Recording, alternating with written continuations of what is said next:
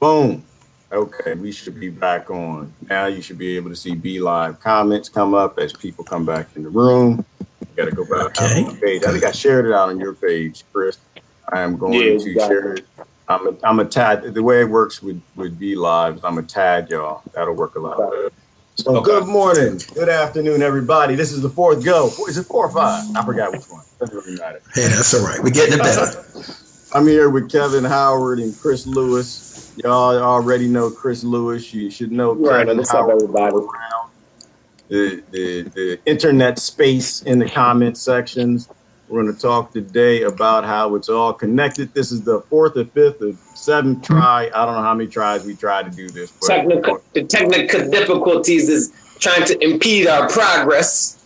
that's how it Oh, you goes. know what? That's how it goes. When you messing with the Truman Show, had all this. they don't want you to communicate now. Internet, Tesla, Wi-Fi, 5G technology. They didn't have this stuff for a long time. We're now just getting it in public space. We just now get it. Work through it. They've already they worked through all their problems with Wi-Fi back in the 50s, right? When they first started doing Wi-Fi and the internet. Now they let everybody else do it. We got to work through it. So we had a little technical difficulty this morning. I see everybody's coming back in, which is good. Stop. So good. Now we get a sound. Now let's get another sound check. Let's get another sound. You know what I mean? Get another sound check, and let me just see from the room that we sound okay. And I'm sharing it out on a couple pages. Appreciate you guys sharing. Unfortunately, we will not be joined with YouTube this morning and Periscope. Yeah, I will upload it out there later. All right, looks like everybody says it looks good. The Eagles has landed. We've got some thumbs up. So now all we got to do, hear it. Let's get Kevin to repeat what he said for the fourth time. Once again. But we're going to make it brief for this time. Fifth time's a charm. One more again, baby. One more again. So hello, everyone. Tell us about yourself. What's your background? Why are you here? Why do you care? What do you give a damn about? Oh, I am as true blue an American as there has ever been. U.S. Army veteran, longtime business banker. Do you hear Kevin? Politically active in both political parties. Kevin, is the sound working? I don't think they hear you. I don't think they hear you again. Maybe it's just me. I don't hear him. Can y'all hear Kevin? Oh, maybe you don't hear him. I hear Kevin perfect. Okay. Now, can they hear Kevin perfect? Hello, everyone. Can y'all hear me? Cricket. Now we hear you. Let me try it this way. Oh, that crazy sound just came back.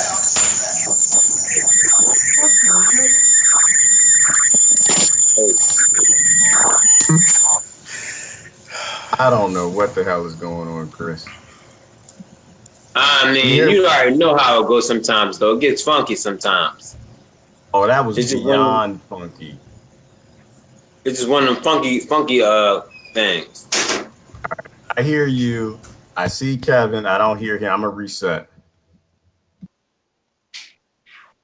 Yeah, Kevin, they just got us. You already know how that go. Always something funky going on. Always something funky.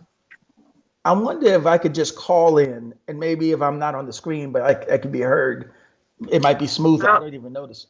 I don't know. Be live. I think it's better for you to be seen, honestly. But it's just like sometimes the connectability sucks, and it's like they always have you running through loops and mountains. All this stuff that's always going on. Facebook. I think it's Facebook. Really, I hate Facebook. I hear everybody. Y'all hear me? Yeah, I can hear you, Gerard. Okay, yeah, and Elizabeth Hush just said it's real good, so it's all good. We all good now. We good, y'all. We all good now. We all good to go, I think. Sound a little. Well, then I'm gonna dive right in. Dive in, brother. Just get on in. Well, hey, good morning, everyone, and good afternoon, depending on where you are. I'm talking from Phoenix, Arizona, by the way. So, yeah, I am as gaslit, as dedicated as an American as there ever was. U.S. Army veteran, longtime business banker, politically active in both. What the hell's going on? Is it breaking up again, Chris? What seems to be happening? I hear you. Gerard, you okay? Or is I hear Chris? you, It Kevin. sounded like something was going Chris, wrong. Chris is having some difficulties. He's typing. You can hear him typing. He's having problems. Okay, so I'm gonna continue. We're gonna try to get through this however we can. I'm Just just go hoping ahead, that brother people Kevin. can Go, hear. go with it, and we'll see So what so happens. so basically, yeah, my story is that I have been very much a dedicated American, thinking that I'm blessed living in a wonderful country, a country that is here to help the rest of the world, to bring freedom and independence and democracy to underprivileged countries and all that. Again, I served active duty in the military. I had to make that decision under what circumstances I would kill or be killed. And I made that decision because our way of life was something worth protecting. I have studied history, politics, economics, sociology, social development, and for many years I thought we were a part of the solution for human social development and evolution. And through this process, I just realized that I was deeply disillusioned because the more I understood, the more I realized it was a lie. And after 25, 30 years of looking at this stuff, if I realized it was a lie, in the same way that Gerard and Debbie and so many of the thought leaders out here on the internet, how difficult must it be for some person who is just going about living their lives and they don't understand why the society that they live in is making their life so hard to find fulfillment. And so I came to the realization that sadly enough, we live in a sick society. The good news is that our sick society is not the only society around the planet. We can look to other societies for great examples of healthy, sustainable living. Societies that are organized on the principle that we live because of the contributions of all of us. And so I point you, for example, to Denmark. And I invite anyone who can hear this broadcast to read Year of Living Danishly. Just to get an example, a hopeful example of how society can be. So we're not talking today about utopia. We're talking about what we're capable of actually doing. And the tragedy is we here in the United States, we're not doing that. In fact, we're destroying that. Big time. And so if we accept the fact that all a society is the accumulation of the values of the people who make up that society, I realized that I could look into my own self, the choices that I make, and see the very sickness that's afflicting my life from the society around me. And so this is where our solution is. We do not have to participate. We do not have to buy into the us versus them. We do not have to accept a fear based society that encourages us to believe that only people who share our unique, narrow values are trustworthy, and everyone else is subject to our subjugation. Right. And that's what we're going to talk about today. That's how Yeah, I got to this moment. you're hitting it there. You're hitting on one of my favorite words, which is bigotry, and that is really what we're talking about. We're talking about the apathetic existence of most societies, where you ignore the damage your society does to somebody else. And one of the things that I always appreciated was all the friends I have in the military, like you, and coming from a military family. When people go overseas and they get the training, where they go overseas or when they get the training, they realize the impact, that our hegemony has on the entire world. And they come back and they say, so one thing I like to say is, if you want to support the troops, if you want to support the earth, you have to listen to the scouts. You have to listen to the veterans. You got to listen to the ones that go around the world and kind of find out what we're really up to and what we're doing, and then act upon that. And so absolutely everything is connected. And I think when you become more of a world traveler, when you get out and about more, when you get to know more people, you probably could have a similar exposure in just having, more interactions with different types of people. Just to It's like we're illuminate that point, Gerard, consider how we eat every day. Consider how we have shelter.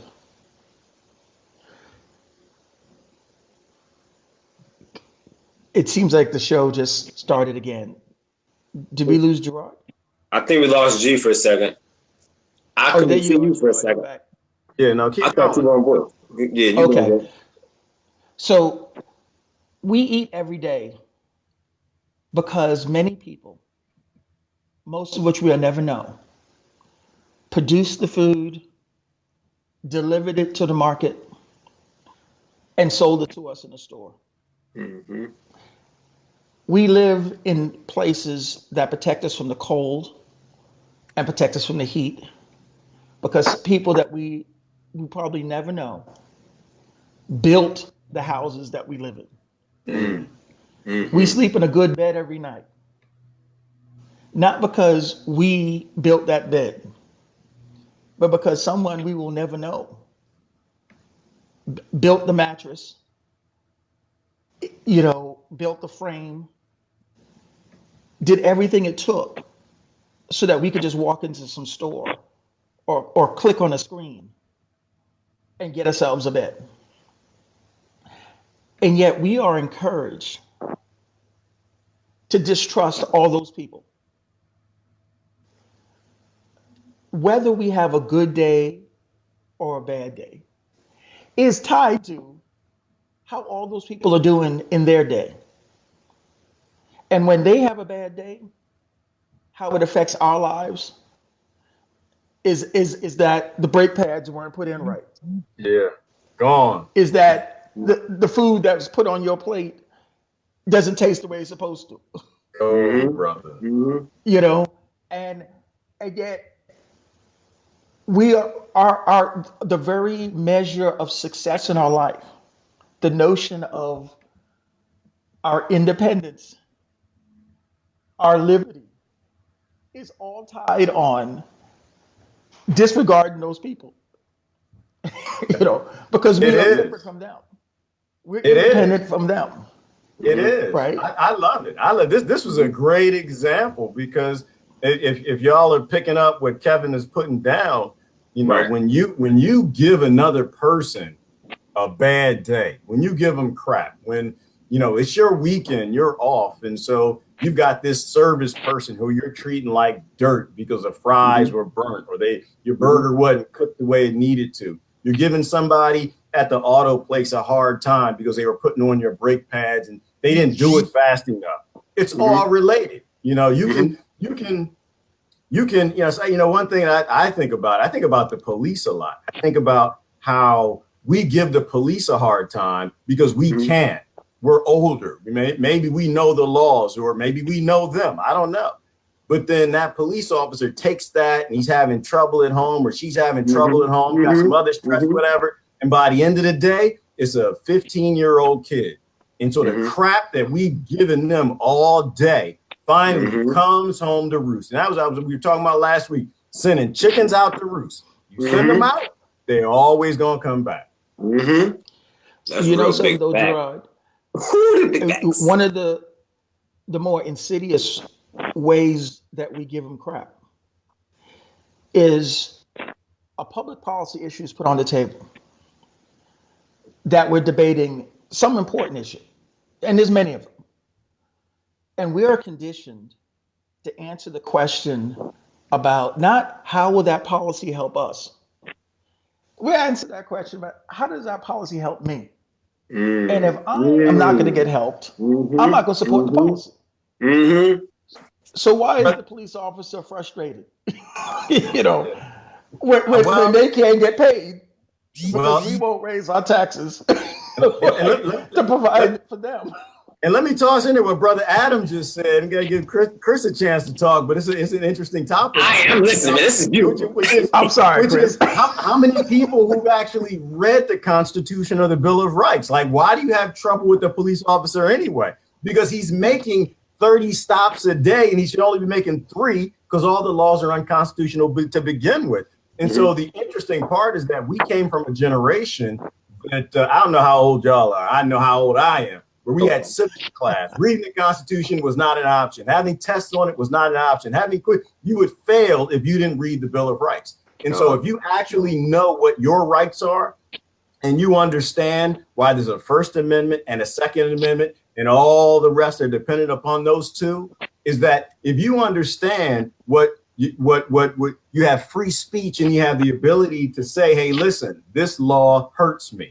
This law breaks my constitutional right. You don't have a right to be in my house, on my land, doing these things.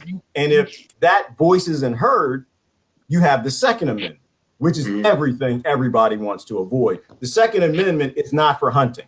The Second Amendment is not for you defending yourself against your neighbor or robbers coming in. The Second Amendment was there for only one reason, to prevent today from happening, which is you not respecting your neighbor's rights, you taking your neighbor's rights because you're offended by how they live their life. But anyway, I'm not gonna go too far. Brother Adam made a good point. And this is why it's all connected. It's all connected. What we do to our neighbor comes back to us. The rights we take from them come back to us. Right. I want to touch on that point let me touch on the point that Kevin was making that you elaborate on a little bit, G.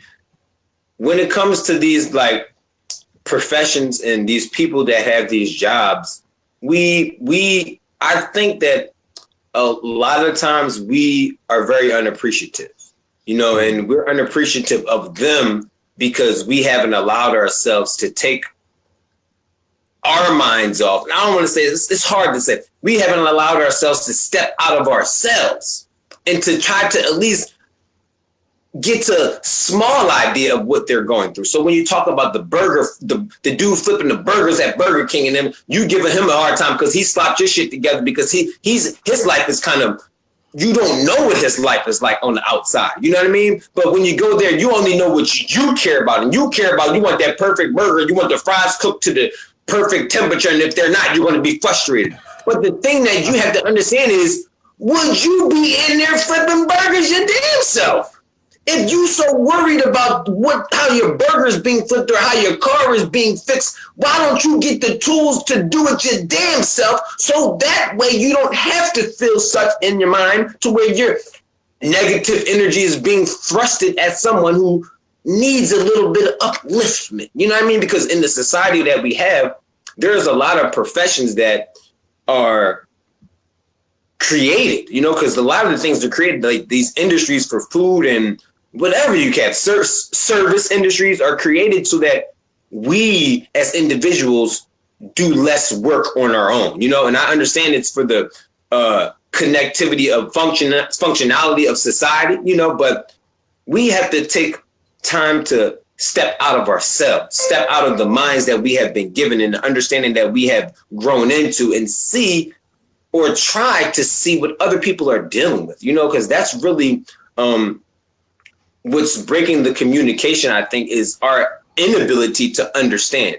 But we have to step out of the mind to say that we don't have to understand. I don't know what I'm trying to say is a lot of times people feel as though they don't have to understand the struggles that another person is going through because they're dealing with their own struggles. So I got it's like this. I'm dealing with my own shit. I ain't got no time to worry about what you going through. I got my own stuff going on. You know what I mean? But it's like we're all connected, and your struggle is my struggle. My struggle should be your struggle. We should be thinking about how we're each struggling individually, but collectively as a whole, and communicate about the struggles and different types of struggles in a way that we can see. So when we go to the fast food place, I understand this shit now. When I go to wherever I'm going, I understand. I see it, and I'm like, all right, I know that this is not the ideal job for XYZ person. You know, I understand that people need jobs, you know, but I understand this is not the ideal job that this person would want. You know, you got to think about this from reality standpoint. Yeah, they need money, and yeah, people need to flip. People have to flip burgers in this society because of the fast food industry and all this and the food dependency. But we have to understand when we see it's like the police. The police don't all the time want to wake up and go to be policemen. You know, they're doing it because they need a profession. They have a profession that they need to feed their families. You know what I mean? And in doing so, like you touched on, they have a lot of personal stuff that they deal with that they bring to the job. And you have to understand that there's the actions that they take on the job is not to do with just them being a bad person. You know, there are bad people out there. There are certain bad officers, maybe, or whatever case we want to call them. But we have to look deeper to the root of why they are thinking and acting in that manner. You know, we can't just say that these continuous actions are just racism. It's racism. It's racism. It's racism. And that's what, you know, the rhetoric that you get when you talk about police brutality. But it's communication between the masses. You know, we're not communicating in the way that we can understand each other's struggles. Because I think Brother Kevin touched on it. We attach ourselves to this group think, you know, based on who we feel as though we are. So if I'm a black man, I'm attaching myself to the black struggle, which says Black Lives Matter. So when police brutality happens, I'm taking the stance of Black Lives Matter, and I'm not evaluating the whole depth of information to make me understand that, no, it's not just, yeah, Black Lives Matter, but it's also that police minds matter. You know, the minds of the police matter as well. So when they think with the clarity to understand the in-depthness of who we are as individuals, but collective whole, we can communicate our way out of this madness, I feel. You know, we can communicate and start talking about things in a way that we get to these root problems and communicate in ways to find the right solutions, you know, because it's a lot like this right now we're talking and trying to connect our relatability and things like that, but this is what it takes, you know, having those discussions, talking about it outside of the mainstream, because the mainstream has a narrative that is created to make you keep bouncing around in your mind, which is hate, don't like them, and think about you and the people you align with, and don't think about them and who they align with, or whatever the case is. And it causes chaos. And that's what we're in. We're in the midst of chaos, you know? Hey, I hear you, Chris. I do. At the heart of the matter, as the heading of this show indicates, we are interconnected. We rely on each other because every day as we go through our lives, most of the things that allow us to live the way we live are produced by other people. I mean, the price of modernity is that we have specialized. None of us are the Renaissance man or woman. We specialize in the service we offer, and we exchange the money we generate from that specialized service for everything else that we rely on. So the solution is not for us to go back to the Renaissance period and all of us try to produce everything for ourselves. The solution is us recognizing that the reason why we survive and thrive is because of the contributions of everyone else around us. We participate in that, but it's not just about us. And so even when you think of the highest aspiration of American life, the American dream was all about working, accumulating enough resources to yourself to where you can reclaim your time and do what you want to do and provide for your family. Right. But all that practically is is just to accumulate enough money to yourself that you could pay for the things that everyone else is producing. It doesn't change the fact that you are entirely reliant on those people producing those things. Mm-hmm. So when you decide, how can I best advance my personal self-interest? You do that not by taking care of yourself alone, because you don't take care of yourself alone. We take care of each other. It's not theory. It's not utopia. The moment you think you are truly independent and free of everyone else, just stop taking what everyone else provides and you do everything yourself and see how far it's going to take you. So if it's true that your best of days is a function of the contribution of so many people that you don't even know, right? If it's true Phones we on right now. every bit of knowledge that you have was the production of generations of human contribution, and that we each only contribute the slightest little sliver. How can we maintain in ourselves the thought that my responsibility is just to take care of me and my family, and that your family, no matter where they are, don't matter? When I can't eat without you. Right? Yeah. So let's keep it right here. Yeah. You don't have to trust what I'm saying. Look into your own lives and tell me how you're going to eat today. And then look at your politics and tell me, how do you answer questions on what we should do for each other? And when was the last time you thought about the person flipping them burgers? And the only reason you're going to see the person flipping the burgers is because you're so tired from working your 2 jobs and you got to feed the kids, and so you go through the drive-through, right? But then that person really matters, right? Okay. Yeah. So this is what this talk is really about. Yeah, and let me jump in people with in a way that they cannot dismiss. Yeah. They don't have to trust what we're saying. Just look in their own lives. Right. Evaluation. Yeah. Well, a good modern example right now, a good current example is Honduras, right? You've got all the migrants coming up to the United States. You got all the migrants coming up from Libya to Europe, and it's all being interconnected.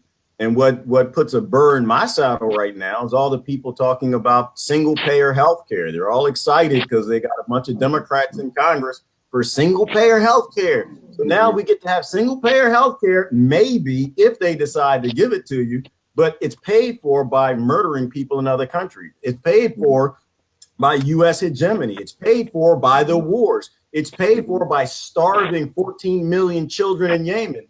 And so that's where it gets to me, is that, you know, when we take in this bigotry and we live lifestyles based in supremacy, this is part of the reason why I don't give a damn about anybody talking about no white supremacy. I don't give a damn about that, because if you were black in America, you're living on black supremacy. You're murdering people all over the planet. If you're living in America, you still got Native American supremacy. If you're living in America, you still got Asian supremacy. You got German supremacy in Germany. So I don't give a damn about all these supremacy things. If we're in the West, we all live on supremacy, and we keep it because of our bigotry, because we give more damn about our single payer, lower cost health care than we do about people in other nations who are dying to pay for it. And besides the fact, it doesn't matter anyway, because robots don't need health care, dummy. Robots, they don't need the job, dummy. Robots, they don't need paychecks. They don't need paychecks. They don't need paychecks. They don't pay. They break down, they get a new arm, and they go back to do your job. Right. And this is the crazy thing about keeping people fighting on dumb, stupid, age-old, gone legacy politics that don't mean a damn thing tomorrow, because they want what they can get today and don't give a damn about how it affects somebody else. Exactly. That's real talk. That's heavy talk right there. That is so true. Wow. And that's why it's like, that's why I feel we got to communicate every day. You know what I mean? People got to speak up. People have to be unafraid to speak up. People have to be unafraid to speak out. You know, people have to, like Brother Kevin was saying, evaluate self. Understand what's going on around you and understand how you're perceiving and thinking about what's going on around you. You know, allow yourself to expand on what you may already think you know, to bridge the divides that have been created, you know, because we create divides in our minds that shouldn't be present. You know, we have to bridge these divides in our minds so that way we don't allow these divides to be present in our everyday activity, you know, because it matters. Our everyday activity matters very much, you know, in the interconnectedness of it all. Because like we said, like these brothers were saying, how we treat people, or it's like how, you know, I don't want to get religious or whatever the case is, but how we treat people reflects on society as a whole. You know, so if you treat people bad, that person, after feeling that bad treatment from you, may have a new view or an outlook on society because of the one individual treatment or the individual treatment that they have received from you. So now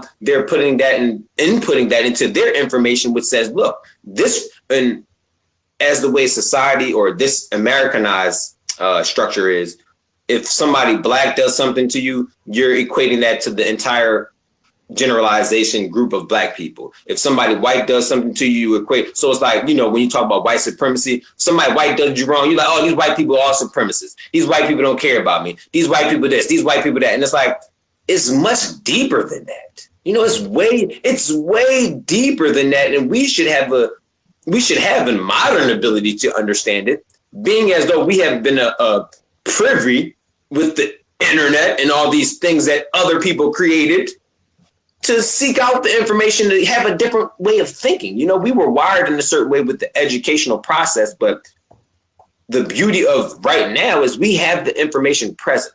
But not only do we have the information present, we have the tools present to communicate the new information that we've received. You know, and we have to take that ability and use it to our advantage, you know, because the narratives that I see a lot of people in everyday life talk about and communicate about are a lot of mainstream narratives, you know, and it's not a lot about what the individual person cares and feels about. It's more about what the group of who they think they are feels and cares about it. You know what I mean? And I think we have to find ways to break free from that selective outrage. You know, that's what I really break it down. It's like selective outrage. You know, you can be frustrated about this, and that, but it's only because you apply who you are to this, and that, and you don't care about X, Y, Z because that has nothing to do with that. Oh, the migrants, they have nothing to do with me. I'm worried about healthcare. I'm worried about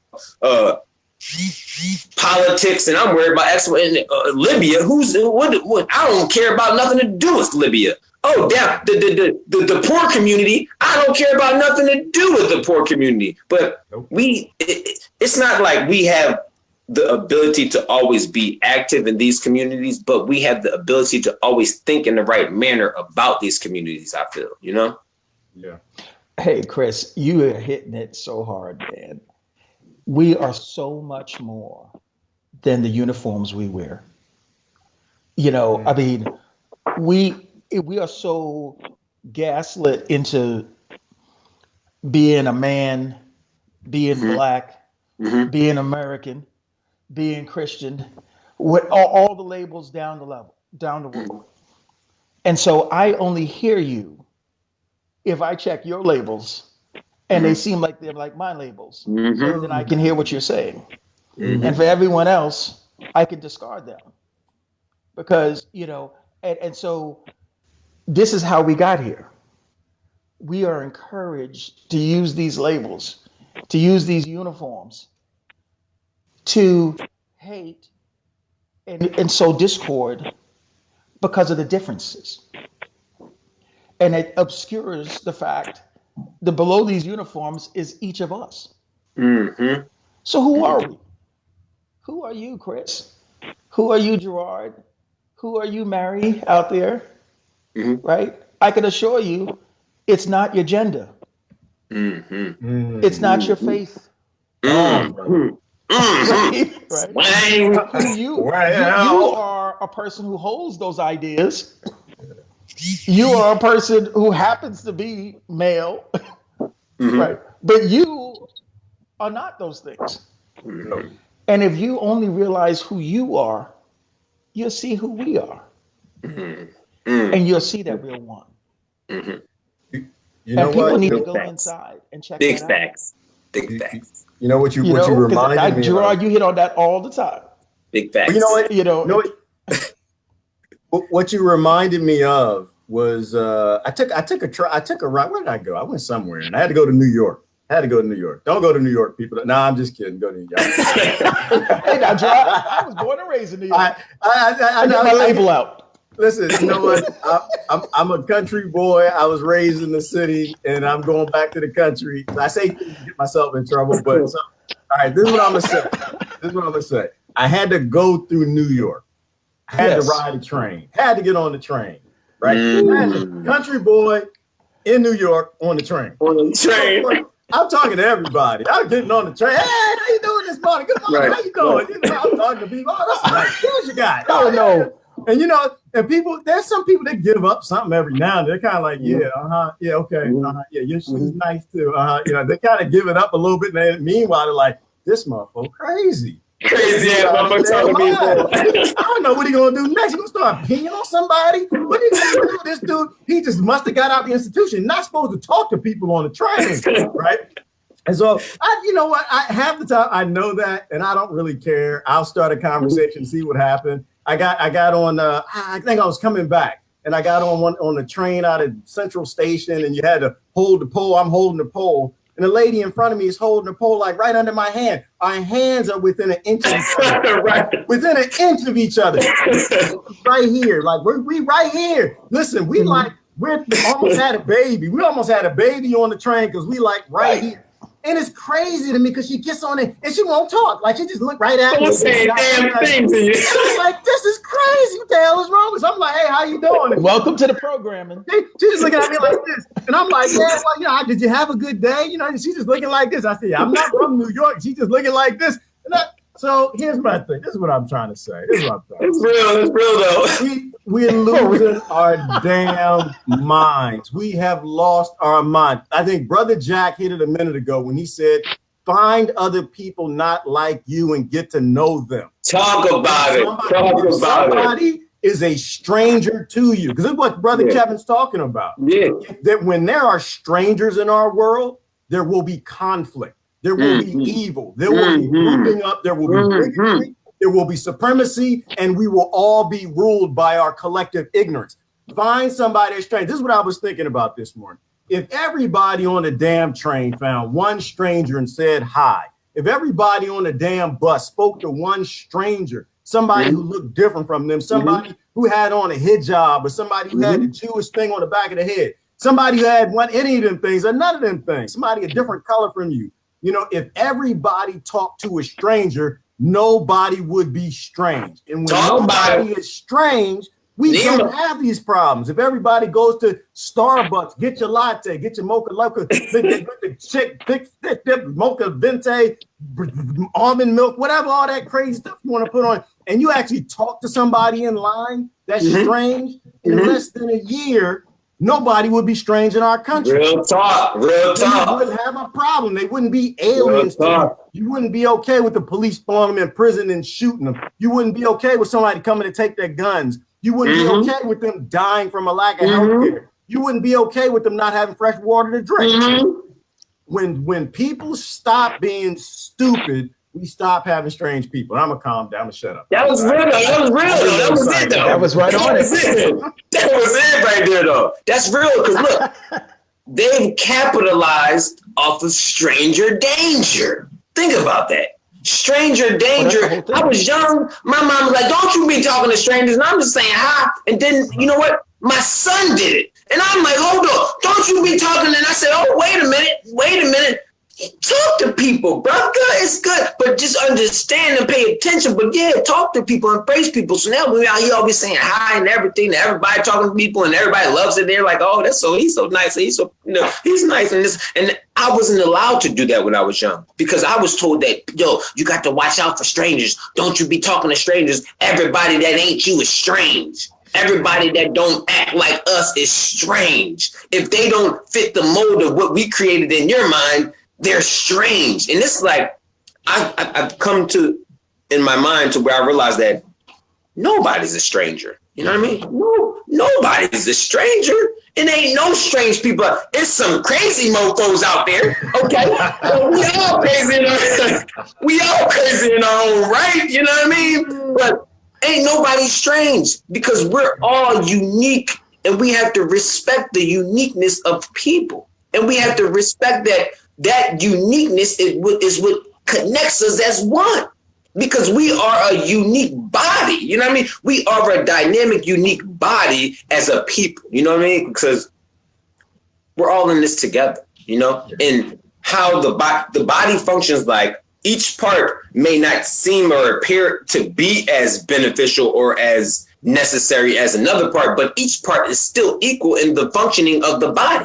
You know, so my toes function in the way that my hands function in collectiveness to the body. You know what I'm saying? In my mind, our consciousness of a group consciousness, what I said is the collective consciousness of people, is how we, I would say, allow ourselves to view society, but allow society to teach us. You know, so to think in our collectiveness of society right now, I would say is leaning towards the side of, I don't know if it's confusion, because I don't want to say just hate, you know, because hate is just too broad. It's something towards confusion, you know, because we have been informed to all these different things to keep us divided in our minds, you know, to keep us placed.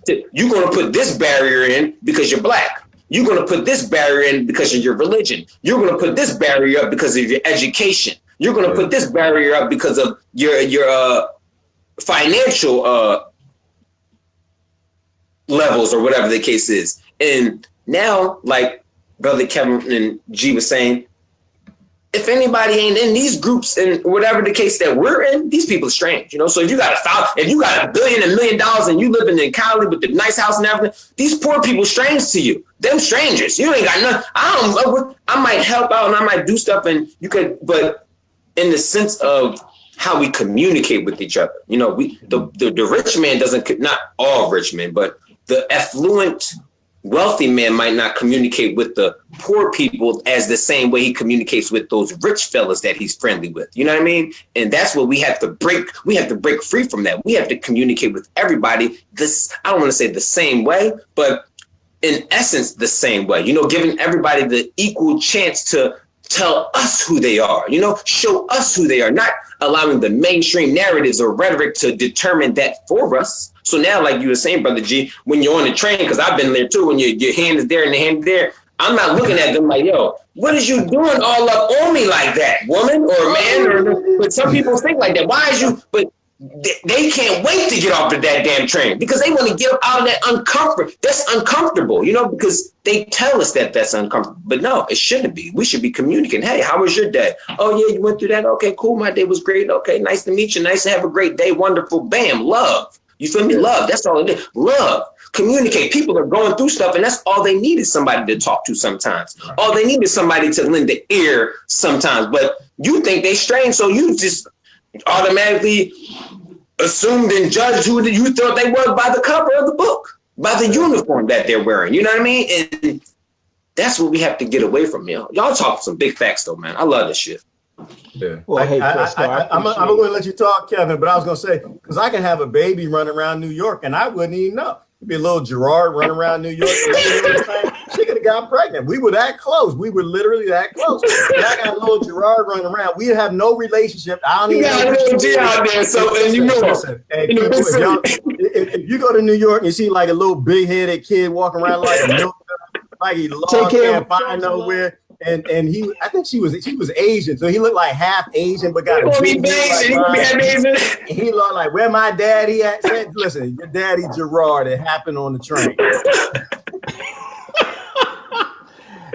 Hey, but Gerard, see, you showing your labels now because I know if I ponied up to the bar in Cheyenne, Wyoming, and walked up to a stranger and said, "Hey, by the way, how you doing?"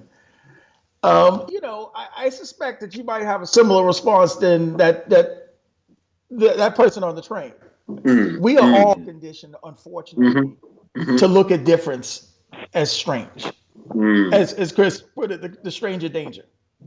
But at the heart of the matter, who amongst us don't want nutritious food, clean water, Mm-hmm. proper shelter, Mm-hmm. a capacity to take care of ourselves and our family. I don't care if you were born on any of the 7 continents. Who amongst us doesn't want those basic things? Mm-hmm. And while we talk about unity and you talk about what brings us together and what makes us one, I want to acknowledge what Travis commented on here because he was talking about that cultural diversity is important. Mm-hmm. So we're not advocating for everyone to contribute to society in the same way. That's the benefit of cultural diversity is that people are going to have different ways that they connect their experience to the world around them. And that's a beautiful thing. That's what makes the world rich. But the fact that though everyone has their own unique expression, identifies the symbols that speak to them, does not mean that they are a threat, that they are a them and we are an us. We got to get past that because it is getting to a point where it's not sustainable, where we are answering questions that affect the sustainability of our planet based on how those things affect us personally, as opposed to what it's doing to all of us. So it's really critical we get to a point where we recognize that these things that seem different about each of us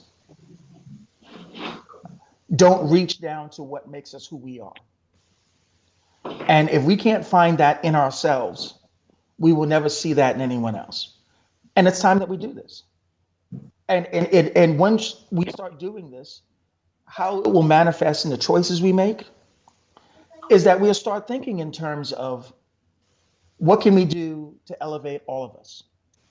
Mm-hmm. What can we do to make sure that one small country with 7% of the world's population is not consuming a third of the world's resources, leaving half the Mm-hmm. planet, Mm-hmm. you know, 100 years behind us, suffering and dying from deprivation, 15. right?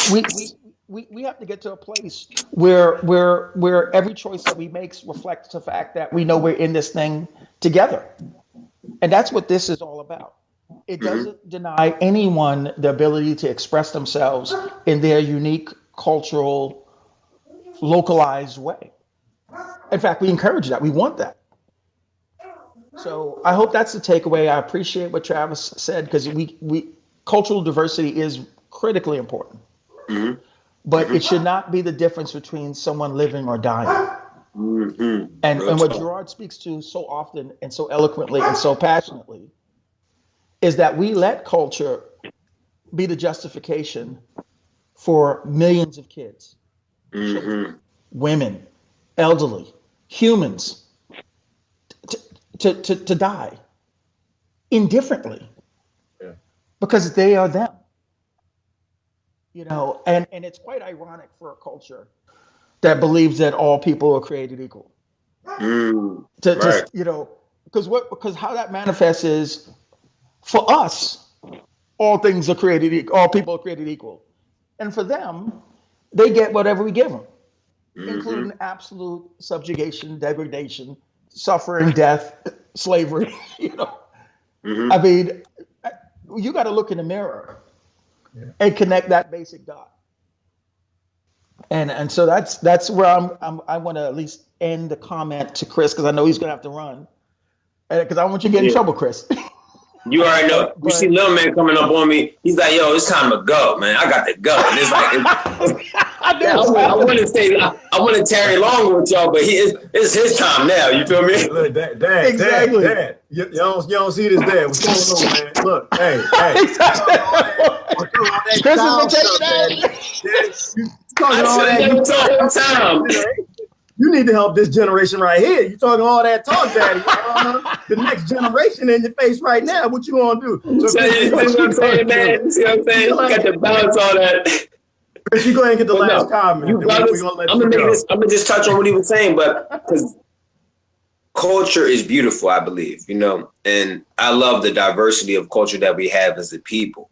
I love it so much. And it's like, I'm not one to shy away from embracing other cultures. You know what I mean? As growing up, I kind of was told to, align myself with the culture of, I guess, my blackness or whatever the case you is.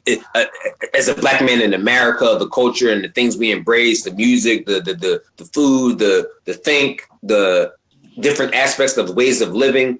And as I was growing, I started to realize and see the different cultures that were out there and understand the different cultures. And I realized that, I'm really multicultural. You know what I mean? We are all multicultural, but we have to first give the young the ability to understand and embrace that. We have to teach them to embrace the many various cultures that are out there, not only in America, but around the world, because the world is us. We are the world. Literally, we are the world because we are still connected with every single last person in this world, whether we choose to believe it or not, whether we choose to see beyond the labels or not. We have to realize that we are connected to everything. So we have to allow ourselves to be open to receiving everything in the way that we can seek to nourish ourselves. You know what I mean? Because it's not something, it's like people are so afraid to branch out and get in tune with a different culture of other than theirs. And they think it's bad for who they are, or it's a bad look. Oh no, that's not a good look. I should forget what they celebrate and what they're doing, and XYZ is a bad look and on what I believe in. And that's wrong. That's nourishment for your soul, because we are multicultural. I'm white in the sense of, not in the sense of the paper whiteness, but in the sense of who they are. I'm them. You feel me? Yeah. I'm the Asian man. I'm the Muslim man. I'm everyone in me. I have to think that. When I think that, I understand what I'm being told on the outside from the different narrations of, I don't want to say fiction, but the different narrations of creating these realities. I can block that out now. I can block that out because I realize that is wrong. I am everyone. So the hate that you're trying to get me to attach to and leech onto for them is wrong, because I am them. I need to understand what they're going through and their struggles, and connecting that into how I have the ability to speak life for them that may not be able to speak life, but to speak the connection that I have, embracing my multiculturalism. You know what I mean? Because we're complicated and we're complex as individuals, but we have to understand the complexities of who we are. We can't just take the word of the books, the written history to, plug in the systematic design of today's time, which is race, black, white, this and that, and whatever the case is. We have to look beyond that to, I like talking about shit like nakedness, the naked form of who we are, the naked mind of who we are. We have to get in the naked mind to understand that these people are me. They're just like me. Think about it. If they come and live in the environment that I'm living in, more often than not, they're going to be raised the same way I was raised, or they're going to think the same way I was thinking. You know what I'm saying? So we have to understand that our need to embrace one another is now. We have to embrace one another now, today, every day. When you wake up, when you get dressed, don't think you're getting dressed, putting clothes on and this and that and all that. All right, yeah, put the clothes on and all that. But when you get dressed, put your human on. You know what I mean? Put the human being on. You dig what I'm saying? When you get dressed in the morning every day, put the human being uniform on. You know what I mean? Don't put what they told you are. Don't put what they told you to. Put the human being uniform on and go out there and don't say, oh, you're a stranger.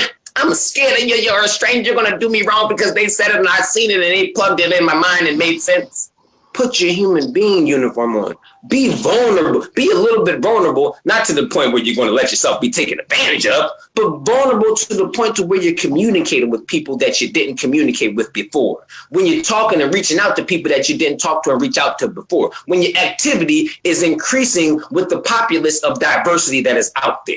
not just with your little comfort zones and comfort groups because they think like you do, and they're not going to stir anything up in your mind with this, which you may think is irrational thinking, you know, but it's environmental thinking based on how these people were bred. You know, we're all bred differently. But the thing is, we're still one at the end of the day. So look, I'm going to leave with that. When you wake up and get dressed in the morning, put your human being on. You dig what I'm saying? Because that's what we all got to do. We got to put that human being on and embrace one another as human beings. Because this is our world together, you know? And as we pass it on to the future generations, we have to pass on the supreme understanding to them as well. Not the flawed logic, not the divisive rhetoric or these narrations of who you should be and who you should align yourself with and who you should be cool with and XYZ. No, embrace the whole. You know what I'm saying, y'all? I appreciate y'all brothers for sharing time, but I hope y'all keep going because I'm gonna watch y'all as I'm, you know, doing what I'm doing. Because don't watch us. Don't watch us, man. No, don't watch us. Don't watch. You need to spend time with Carter because Carter gonna whoop that butt. The first time I met Carter, he's beating his daddy with a bunny. Daddy was trying to do a video and he's like, he was going to do it me now. No, you he had a little hammer thing now. He wanted to hit the I'm just saying, just go. You can watch us later. You go spend time with Carter. I'm going to catch up with y'all fellas later, though, man. I appreciate y'all. Keep speaking that power, man. Brother Kevin, it's good to see you on here, brother. Speak that power because your words matter, bro. Your words matter, bro. Those words matter. Those words are powerful. You know what I mean? Brother G, powerful. And that's what it is. We have, as individuals, we have to realize that we have the power to speak up. We have the tools to speak up because we should want to speak not only for ourselves and what we've seen, but we should want others to understand us from what we've seen to where the collective consciousness knows, but the collective consciousness is being blockaded with the mainstream narrations of what they tell us to think, I guess you could say. But you know, keep speaking up, bro. We need a lot more people to speak up and, you know, take part in these little conversations because it really matters. You know what I mean? It matters, y'all. You dig? And I love y'all for allowing me to speak with y'all. You know, I'll catch y'all later, though. I got to get up on this guy. Yeah, you all can right, say Chris. goodbye. Be good. All right, bro. Have a good one, man. I love y'all. I love everybody. Thank everybody for tuning in too. Keep watching, y'all. Keep sharing. Sharing is caring, y'all. Make sure you share the video. You did. Yeah. Watch those bunnies, brother. All right. Take care, Chris. I'm gonna jump in on the back end of that, and I mean it's spot on in terms of kind of releasing our ignorances, right? Because like I was thinking about earlier, brother, is that, you know, how do you have an honest discussion with someone, right? Like, how do you talk to people? How do you have an honest discussion? And step one is it's about removing your labels, right? It's about removing that costume that you're talking about. Because if you get together and let's say I'm a Democrat, I'm not a Democrat, but let's just say that I am a Democrat for argument's sake, and you're a Republican, then immediately you're already on a defensive and I'm on a defensive. It's a fight, right? It's not a discussion. Yeah. It's not an open, integrity-based, let's find the truth, let's just put the data on the table and resolve things discussion. It's I need to beat you, right? And it's the same thing on a political level, right? Just because you have more numbers doesn't mean you're right. Because you got more people voting for you doesn't mean you're right. It means you lie a lot better. Right. So, I mean, having a discussion with someone, it involves you meeting with them on neutral ground. You can't come to a decision. Now, if you want to debate somebody, that's a different topic altogether. You want to argue with somebody, you know, then yeah, bring your label, because that's what it's about. It's not about solving problems or having an honest discussion. It's about winning a fight. And I just like a bunch of folks were posting in the room a minute ago. We don't have a whole lot of time left for this dumbness. We don't have a whole lot of time left to be ignorant and have fighting discussions or fighting arguments. We need to solve problems, which is why all of the labels have to go away. Like, you know, and Brother Travis talking about culture. I know where he's going with that. I like culture too. I'm a little more, I guess I'm a bit more rough on it, you know. Do I like the music, Brother Kevin? I love the music. Do I love the colors and the dance and the expression? Yeah, I love all of that. I love that from a positive perspective, when it's positive. But when it's used to group up and vote When Yes. it's used to group up and use force, because voting is force, right? Voting Mhm. actually has become an act of violence. Because what does it mean? Yeah. If I get my group together, my culture, my ethnicity, and I can get more than you can get together, it means I can vote and I can write a law, which is violence. And so if you don't do what we say you have to do, we will send armed men to your door and shoot you and kill you, if not put you in prison or fine you because you don't do what we want you to do, right? That's mob rule, that's violence. And so in talking with people, I find personally, I find it works better. I celebrate ethnicity, right? I don't celebrate mine because honestly, mine started in the Garden of Eden. So a lot of people don't believe in that, which is okay. It's fine.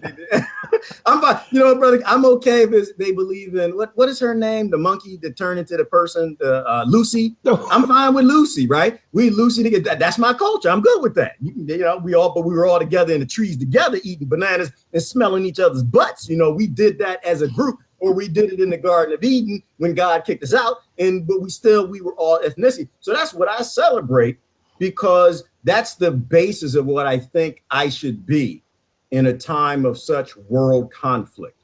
When we don't have a whole lot of time, when people utilize ethnicity and culture to group other people up and make a mob for violence, I personally can't get down with that. I personally can't have anything to do with that. I want to make sure like the little kids like Carter have a better future. I want to make sure that they don't have to run and hide from bombs. They don't have to run and hide from grown men from another country coming in with assault rifles to murder them or throw grenades in their house because they want more control over this. There comes a point in time, I think, where we have to evolve. And as bad as that sounds, I'm just going to put it out there just like that. Be mad, folks, and be mad at me if they want to be mad at me. But you got to evolve out of it. We have to go restart evolution. Evolution was stopped so everybody could get in their little ignorant sides, bigoted, then fight each other for supremacy. Stop fighting for supremacy, fight for equality. And the only way I see we can do that, brother, is we have to stop putting on the costumes temporarily. Put on your headdress, put on whatever you want to do from a positive perspective, share your food and a portion of your ethnicity with us. I take it back to the root. That's fine. But do things from a positive perspective. I'm okay with the Democrats when they're doing something positive. I'm okay with the Republicans. I'll go do it with them when they're doing something positive, as long as the Democrats are invited too. But when it becomes a thing of violence and all the groups are just fighting for supremacy and domination, then all the groups got to go. That's my perspective. No, hey, Brother Gerard, I totally hear you. I did not find my humanity until I set aside all the uniforms, all the symbols. It is the key to our evolution that we encourage more and more people to do that. Because unfortunately, right now, what defines our discourse is those labels. What defines whether something is true or not is those labels. And so when I say set aside the uniforms, the symbols, the politics, the religion, all that, it's not to say that those things are not true or those things don't have a value.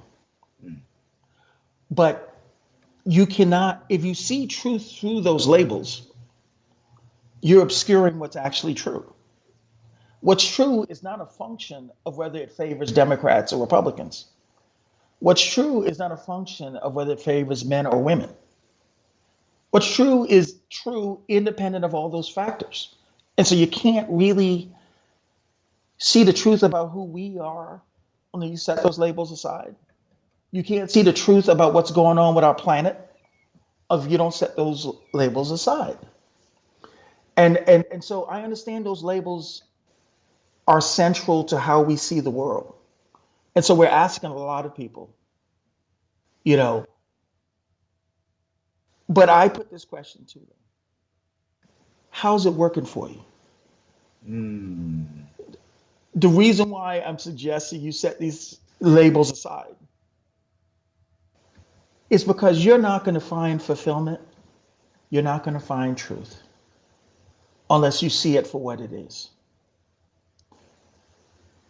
And that is a vulnerable space, just like Brother Chris was saying. But it's also an empowering space. It's how you will be able to see, despite the billions of dollars of social conditioning, that the child, no matter where they are, is a child.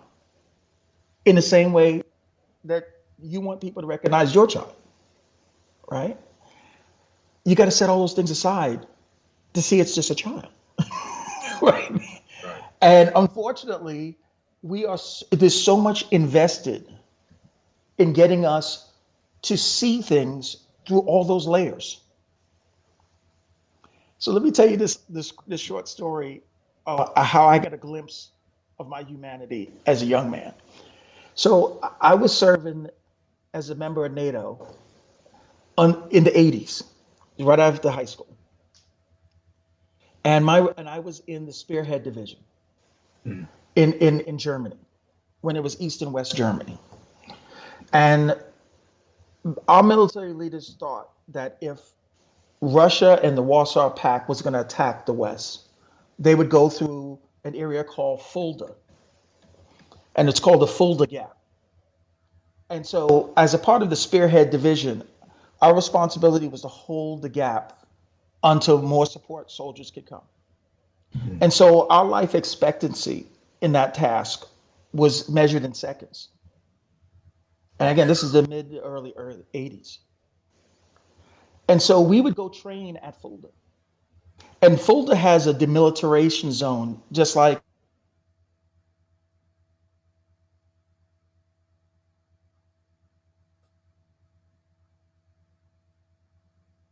Uh, we were talking about folder and then you froze.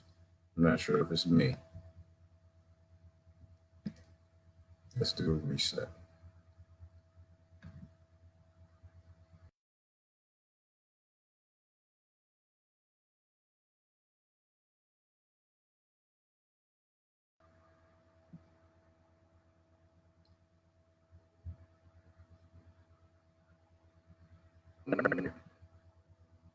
I don't see Kevin. Can y'all see him or hear him?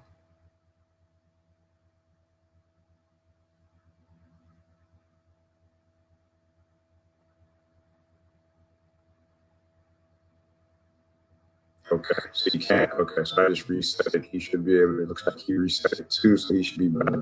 It was getting interesting too. I was getting all excited. I like military stories, yo. I like. This is what I love it when people who serve. Um. Oh, only see him. Oh, you don't see me. Kev is froze. No sound. Yep. I'm not even sure who you can see, what you can't hear. What is some alien something? Christine, what's going? A lot of different things. Can y'all see and hear me? Oh, I was really invested and it froze, Susan. But can you hear me and see me? I see Brother Kevin coming back in, so I imagine. But he's in a different spot. Brother did you what? Kevin, I hear you. I hear you. All right. So Sorry about we're that, man. My no, power ran out. stop, because you got me, man. You got. I love the war stories. I love the military stories. I love it because there's so much deep truth in it. So you got us up to the Fulda Gap. All right, life expectancy within a few seconds. Keep going. Okay, so there's a demilitarization zone that's within 5 miles of the border between East and West Germany. And so this is a neutral zone, just like North and South Korea. And so we would train, and you would have we'd had these winter reforger where you have 250,000 NATO forces troops training along the German countryside, and as a show of force against the Warsaw Pact. And then after a day of training, and if we're talking about tanks, I mean, we're ripping and roaring. And then at the end, we'd go find a bar in the demilitarization zone and here 18, 19, 20-year-old kids, right? And in the bar, because this is a neutral zone, you would see Russian soldiers, Ooh. Polish soldiers, Ooh. East German soldiers, Canadians, French, British, American, all tipping one, setting aside for a moment the most fortified symbol, the most fortified uniform, the expression of force of two polar centers of the world are set aside, and you just have some young people tr- exchanging gear, having a beer, knowing that if the balloon goes up, we're going to have to try to kill each other. And in that moment, that gave me the first glimpse of the big lie, of the rationalization that each of us are telling ourselves that it's worth killing each other over. You know, and it took years for the lesson in that moment to steep and flourish into this point of I can't find my humanity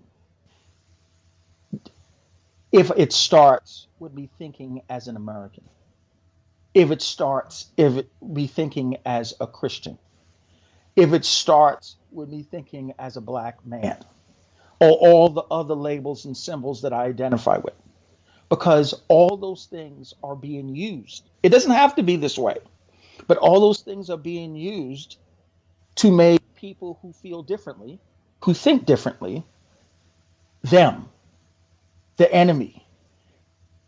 And what has progressively happened since I was that 18-year-old man sitting across the table with some Russian soldier, right? And this 52-year-old man sitting before you today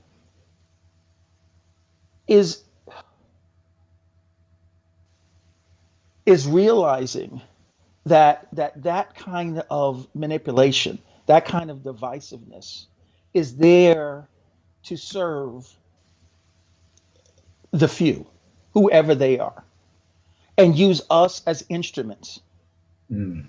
to create whatever that those few are looking to create, but at the expense of all of us. Yeah. And those who are benefiting from that system of manipulation are getting fewer and fewer, Yeah. right? And those who are suffering to a point that they have nothing left to lose are growing bigger and bigger. And so there's a reason why they're coming to our gate. There's a reason why they're going to Europe, right? Because these are the two places that extract more resources to themselves than any other place in the world.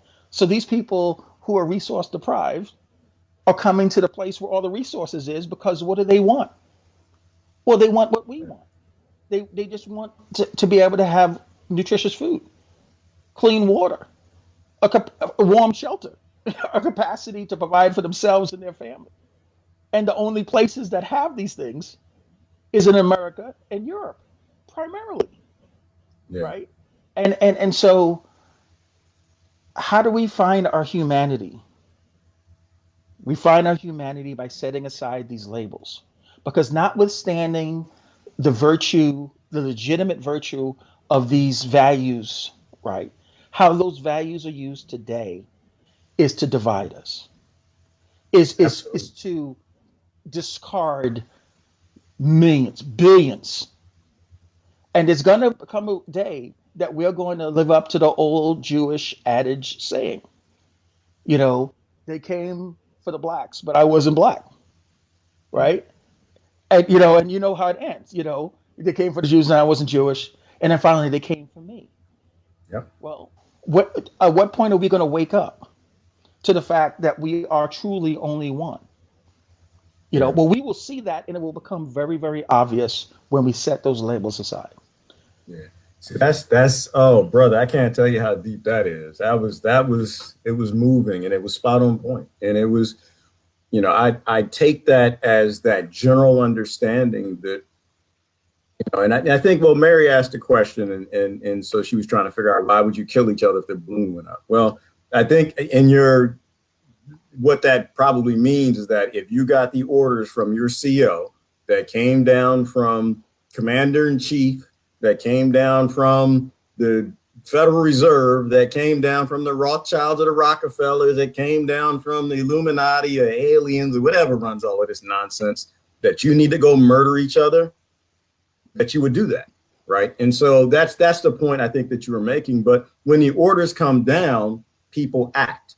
And so, but I don't think that most of us have to put ourselves, in a bar with Russian soldiers or in a bar with American or Polish soldiers.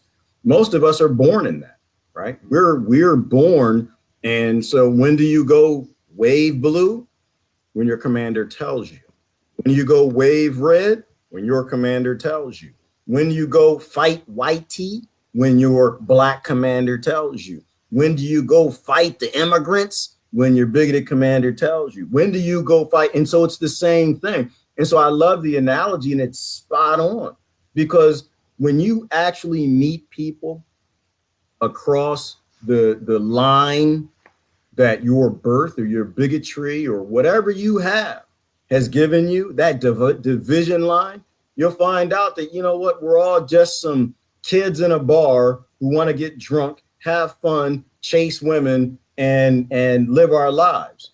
And so it reminds me of the saying where it's, I think the saying goes that all wars are just young men dying for the wealthy's coffers or for king's coffers. Yes. And that's never changed. It's never changed. I mean, we still have the kings. We still have the lords. I don't think we get to know who they are. We get to know who works for them and all the heads of all the governments. But all wars are funded by the same central banks and the same big families that run everything. They fund both sides, and they send all these kids to go off and murder each other. And the only way that we stop that is we have more bar conversations, right? The only way we stop that is we share words and fellowship over a meal. Kimberly just mentioned Smedley Butler, and I always go back to General Smedley Butler, and listen to what he says, because he came home and he said it. All wars are a racket. They're all for profit and money. And I'm going to relate that to everything. All political parties are a racket. They get you fighting and killing each other because they want power and greed. If all wars are young men dying for the king's coffers, then I can say in America, all political parties are tend to be young people, some old dumb people too, some old dumb people arguing, fussing and fighting and voting for the political positioning and power of a few that work for the kings and the lords, And so it was a good example. But I think that when I hear stuff like that, I try to relate it to my own circumstance. And that is, but that's why they don't want people to travel. Somebody mentioned down in the comment a minute ago that, it's hard. It's expensive to travel. But they don't want you traveling. But the good thing is you don't have to travel to go to another country and relate to those people. That's what the internet is for. Brother Jack mentioned a little while down. You have to make friends with different people who aren't like you, and you'll realize they put their pants on one leg at a time, just like you do. Mm-hmm. They got the same fears. They got the same loves. They got the want for fresh water, for clean food. They want to leave something for the next generation. We all have everything in common. That's the only reason I'm against all labels. And that's the only reason I'm against all the ethnicities and their cultures, because they're all selected. Every last one of them are chosen. They were all your choice. You can choose to go back to the original tribe we all were, or you can choose to call your culture 1875 that somebody gave you and said that's what you were doing when they showed up at your border. That's a choice. I don't think we have time for selective cultures anymore. This is my perspective. We need to be in the bar. We need to have the drinks. So when the orders come down, and they come down every day, wave blue, wave red, wave this, do what, go fire the rocket, nobody fires. And that's the position I'm in right now, Brother Kevin, is that when people tell me to fire, I don't fire. When people tell me to fire, I ask them why. Mm-hmm. You know, I look at these groups. They're always trying to pull me into the black groups. Yeah. Always trying to pull me into the, you know, push black and push this and black agenda and all this stuff. And anytime somebody asks me to do something against my neighbor, I always question why. I don't question my neighbor. I question them. Why? What do you have to gain from getting me to fight with this man next door that I love, this woman next door that I love, this person next door who our kids all play soccer together? What are you getting out of that? And I always find, brother, there's always something they want. They want to sell a book. They're leaders. They want to get in political office. There's always some greed-based reason why they use the labels. You know, if you want to use the label because you want to go over here and help feed some people in a trailer park, well, brother, let's go do that. That makes sense to me. But if you want me to get together and vote for you because you want a political office or you want to sell a book or something, I don't have time for it. We got big fish to fry, and it's not single payer. We got big fish to fry, and it's not any of these little silly, dumb bigoted things that they come up with because adults have wants when kids all over this planet have needs.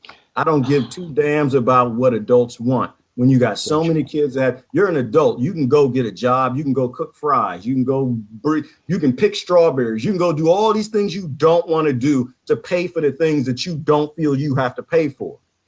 The children that are under bombs, you know, being dropped by 20-year-olds who don't know any better. They only been on the planet 20 years and they're listening to their commanding officer. It's not their fault. It's your fault. Right? You drive the politics. You drive the nation. You choose what you support, and you supported murdery bastards in government. And now that kid is going to do what he's trying to do. So anyway, I went off on a rant. I didn't mean to do that, brother. No, but that leads us into where we go from here. Let's just speak a moment, Gerard, about how does social evolution occur? So when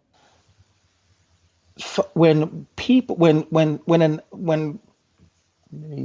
let me stop for a second.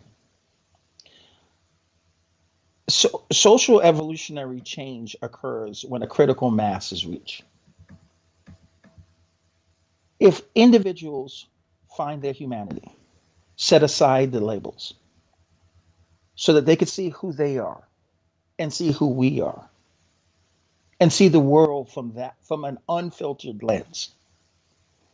When a critical mass of people feel that way is when the next social evolutionary change will occur. And so for everyone hearing us, they have a role to play. They really do need to look in the mirror. The contribution they have to creating a world that is worth living in, particularly for their children, is facing them in the mirror. Find your humanity. Set aside all these labels. See the humanity around you. And then every choice that you make, everything you buy, everything you advocate for, honor that. And when we have a critical mass of people who feel that way, you will see social formation that will reflect sustainability, virtue that elevates humanity as a whole. And this has happened before. This is the next level. But there was a time where we did not believe in democracy. There was a time we did not believe that all people were created equal. I'm even believe in Christianity. In other words, all these things became what they ultimately became because a critical mass of people adopted them. And so, what the work you do and so many other thought leaders do is helping people to realize this so that it's building the critical mass. And as far as I'm concerned, the American electorate, it reflects a disturbed population that, despite the manipulation, virtually everyone knows something is deeply wrong. Mm. And for those who are controlling the situation, they want us to stay asleep. They don't want us to think that something is deeply wrong. They don't want to push us to the point where most of us have nothing to lose, right? Yeah. And so I'm saying that's where the population is now.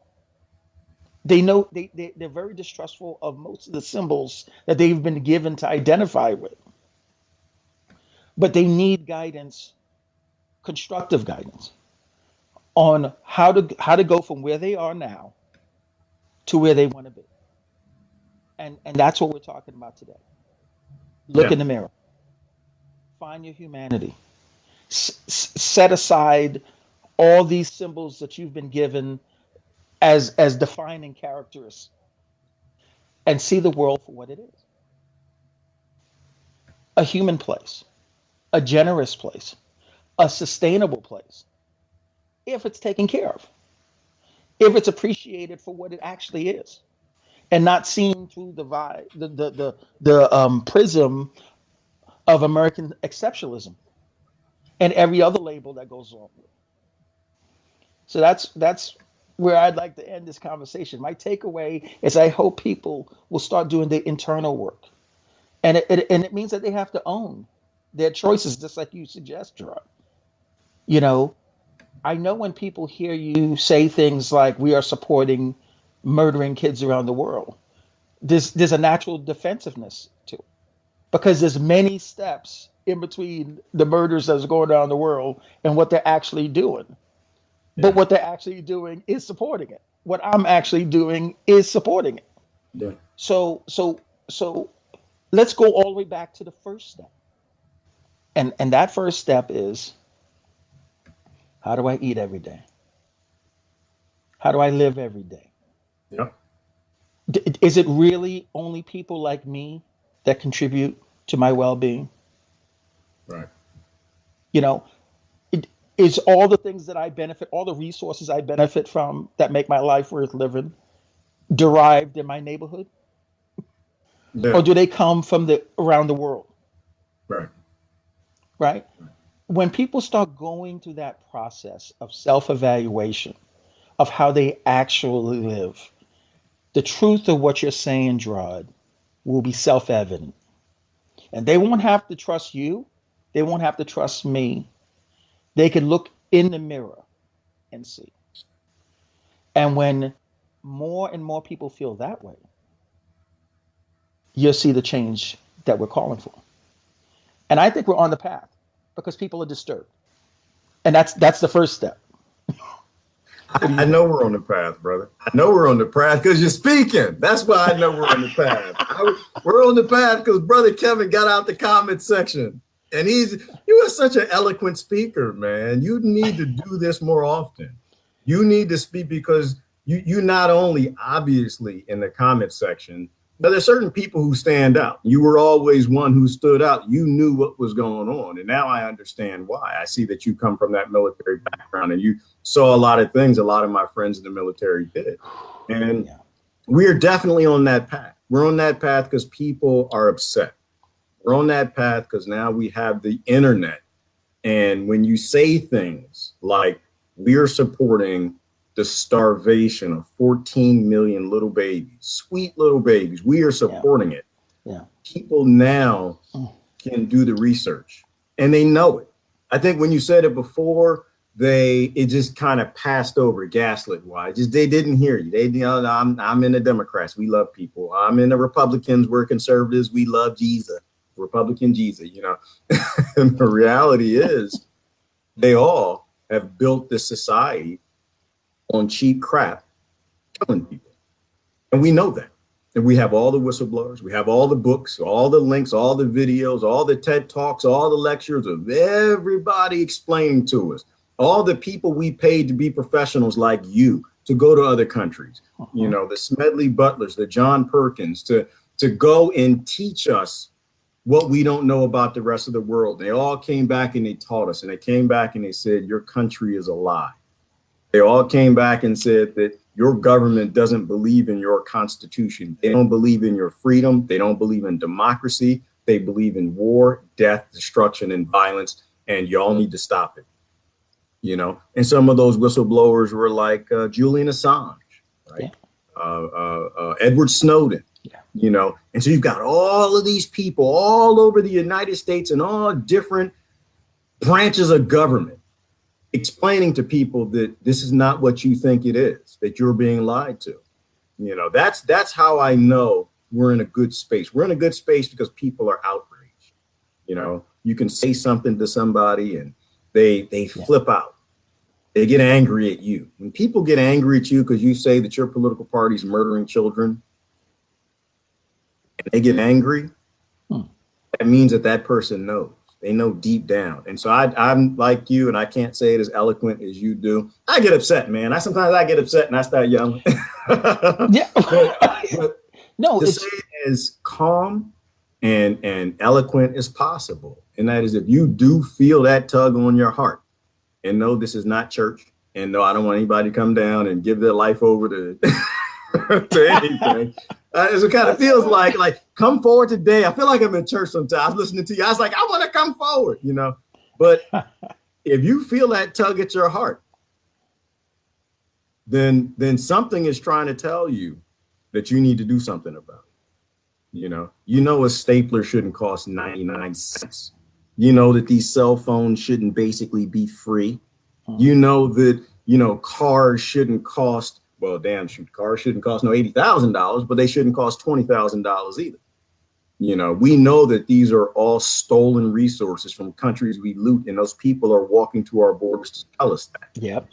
Neither political party has any good solution. One says, let everybody in and let's all starve together and kill each other and conflict over resources. And the other says, let's shoot them at the border. Both are just completely stupid. And we all know better than that. Yeah. So I appreciate you speaking up. Definitely. I hope this is not the last time I see you on video. I think we're going to have some talk, Gerard. Yeah. You started something now.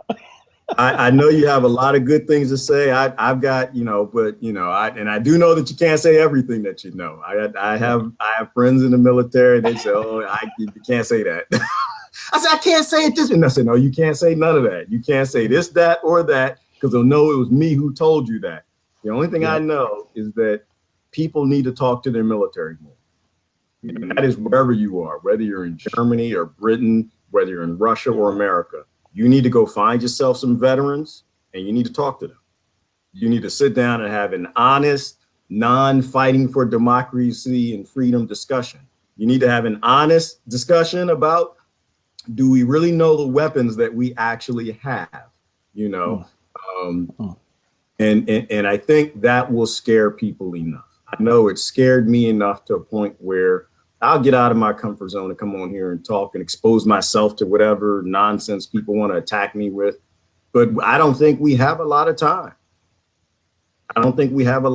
We are playing with world-ending technology, and world-ending technology not in the hands of hundreds of millions of people who vote, but world-ending technology in the hands of a very few set of people. And we don't even know who these people are. So we don't have time to play. Mm-hmm. Next time, I hope we talk about automation, artificial intelligence, and how this can actually contribute to our social evolution. Yeah, you're on the schedule for that, brother. I want to have that conversation. Exactly. That's all I think. I think it could be the best thing. I think it could be best thing. Well, but application is everything. Every tool can be abused. Yep. And the cancer that's in us socially, if that is allowed to apply the technology, dystopia. You got a minute? Yeah. Oh, I do. Okay, because I don't have to go anywhere. I thought you was running up to the thing. No, I'm good. Man, I don't have no kids waiting on me. I ain't no cats, no dogs. I don't have no people, no wife. I don't have nothing waiting on me, so we can continue this discussion. Oh, But oh, no, give people a here little we go. insight I'm all because for it. you're in it. Like, We what got some does the time. world look like?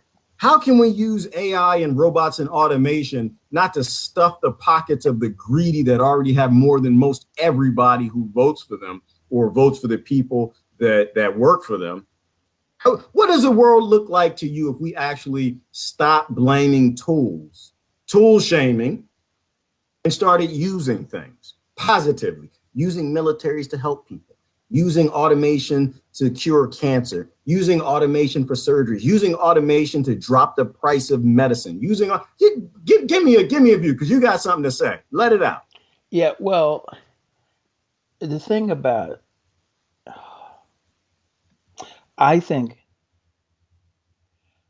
that the next level of social evolution is to use technology to um, eliminate all the mundane functional tasks um, that humans dedicate their lives to because they have to in order to make a living.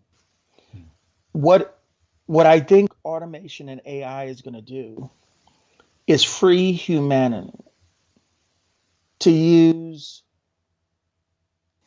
their innovation, their creativity to innovate, to develop new things, to focus on new expressions, and that you job will no longer be the basis by which you take care of yourself and your family.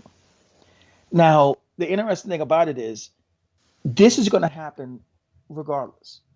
In other words, we see the jobs going away, and I'm interested what the plan is of the powers that be, because as long as most people were benefiting from the overall system, they could stay gaslit, well fed, and totally manipulated. But the job was the means by which they were taking care of themselves and their families. So as the jobs goes away, you're going to you're the critical mass that's being hit first is more and more people realize they can't provide for themselves and their families. And the data is startling. I give you one example. What is happening to the morbidity rate of white men in America? It is there's a Princeton University study on morbidity that came out just a couple years ago. Google it, look it up. Unbelievable. One of the advantages of modern life is expectancy has continued to grow. And in the absence of a world war or a catastrophic famine, disease of some sort, the progress in expanding life expectancy has been persistent and global, except for what's happening with white men in America today. Go ahead and say it. Go ahead and I say mean, it. I already know where you're going. you know what I'm saying? Okay. You know what? To be honest with you, I'll speak on it here and there, but I know enough to know what I need to say. But go ahead and say the detail. Go ahead, because I touch on it. I'm glad that somebody is touching on it who is not a white male. And this is what people need to listen to. Right. Okay. So sadly enough, over the last 10 years, white men, the life expectancy of white men is actually contracting, which is an anomaly in recorded history. And the sociologists and the various social scientists are trying to examine why is that? What's going on? Well, the report on morbidity gives us significant clues. The problem essentially is self-induced. Various forms of self-medication leading to addiction, leading, alcoholism, just a number of things that reflect a demographic who essentially is realizing that what they were told has turned out to be not true. I mean, we're talking about people within the ages of 30 and 60, and their life expectancy is contracting. So then let's overlay that data to what's happened over the last 40 years. So if we go back to the 1980 and we look at the socioeconomic strata of America, and and you slice it by ethnicity and gender, and then you fast forward every decade since then, the 1990, 2000, 2010. Okay, every demographic, women have done better socioeconomically. People of color, Asian, African American, Hispanic, all the labels have done better than they did in 1980. The only demographic who hasn't done better as the mass part of the population is white men. And the reason why is they came from a position of socioeconomic domination into a period of integration where as much of the pie was not held by them. So you're talking about individual people who were raised in a culture where they knew that if they simply worked hard, applied their skills, played by the rules, they would do well. They always had. And so, and then it turned out to be untrue. And there's been a lot of scapegoating as to why it turned out to not be true. Mm. But I think even they realize it's not because the other people of color or women are getting the resource that would have gone to them. Mm. Because interestingly enough, none of those demographics are still doing better than white men. It's just that they're not doing what they used to do Right. and what their fathers did. Right.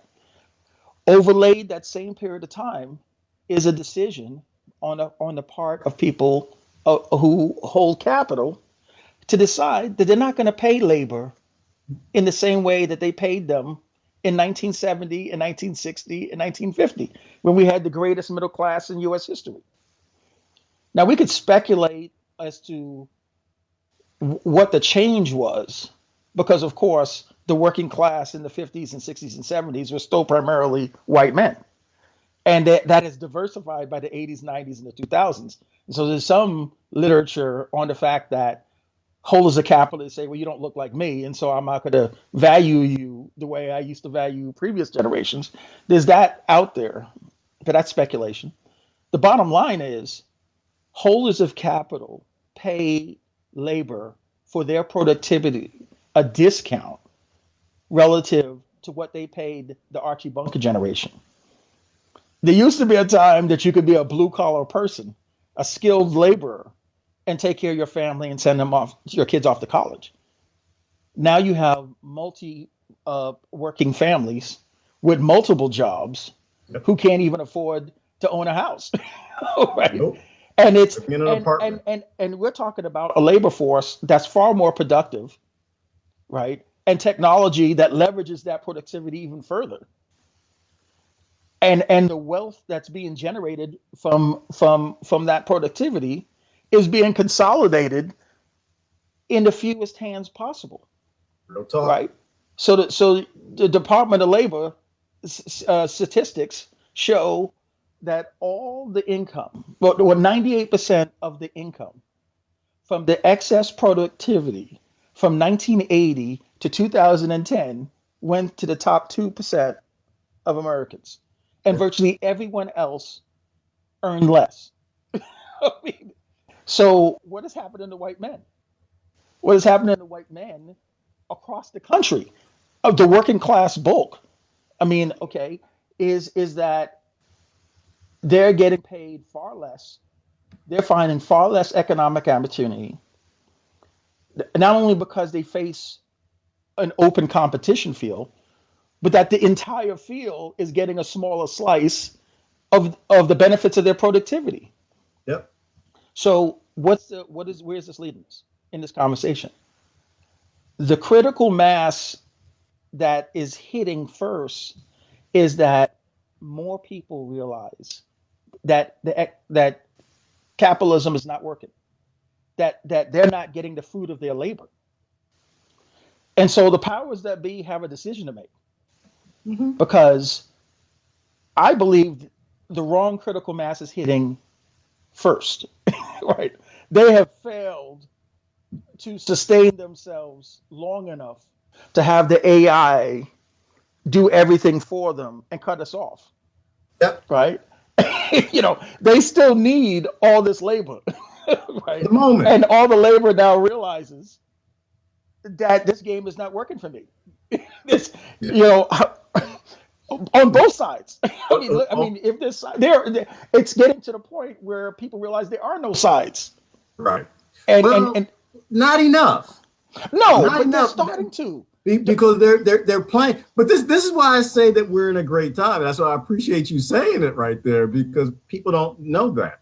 When you go to the liberal universities, they're teaching that the white man is the enemy.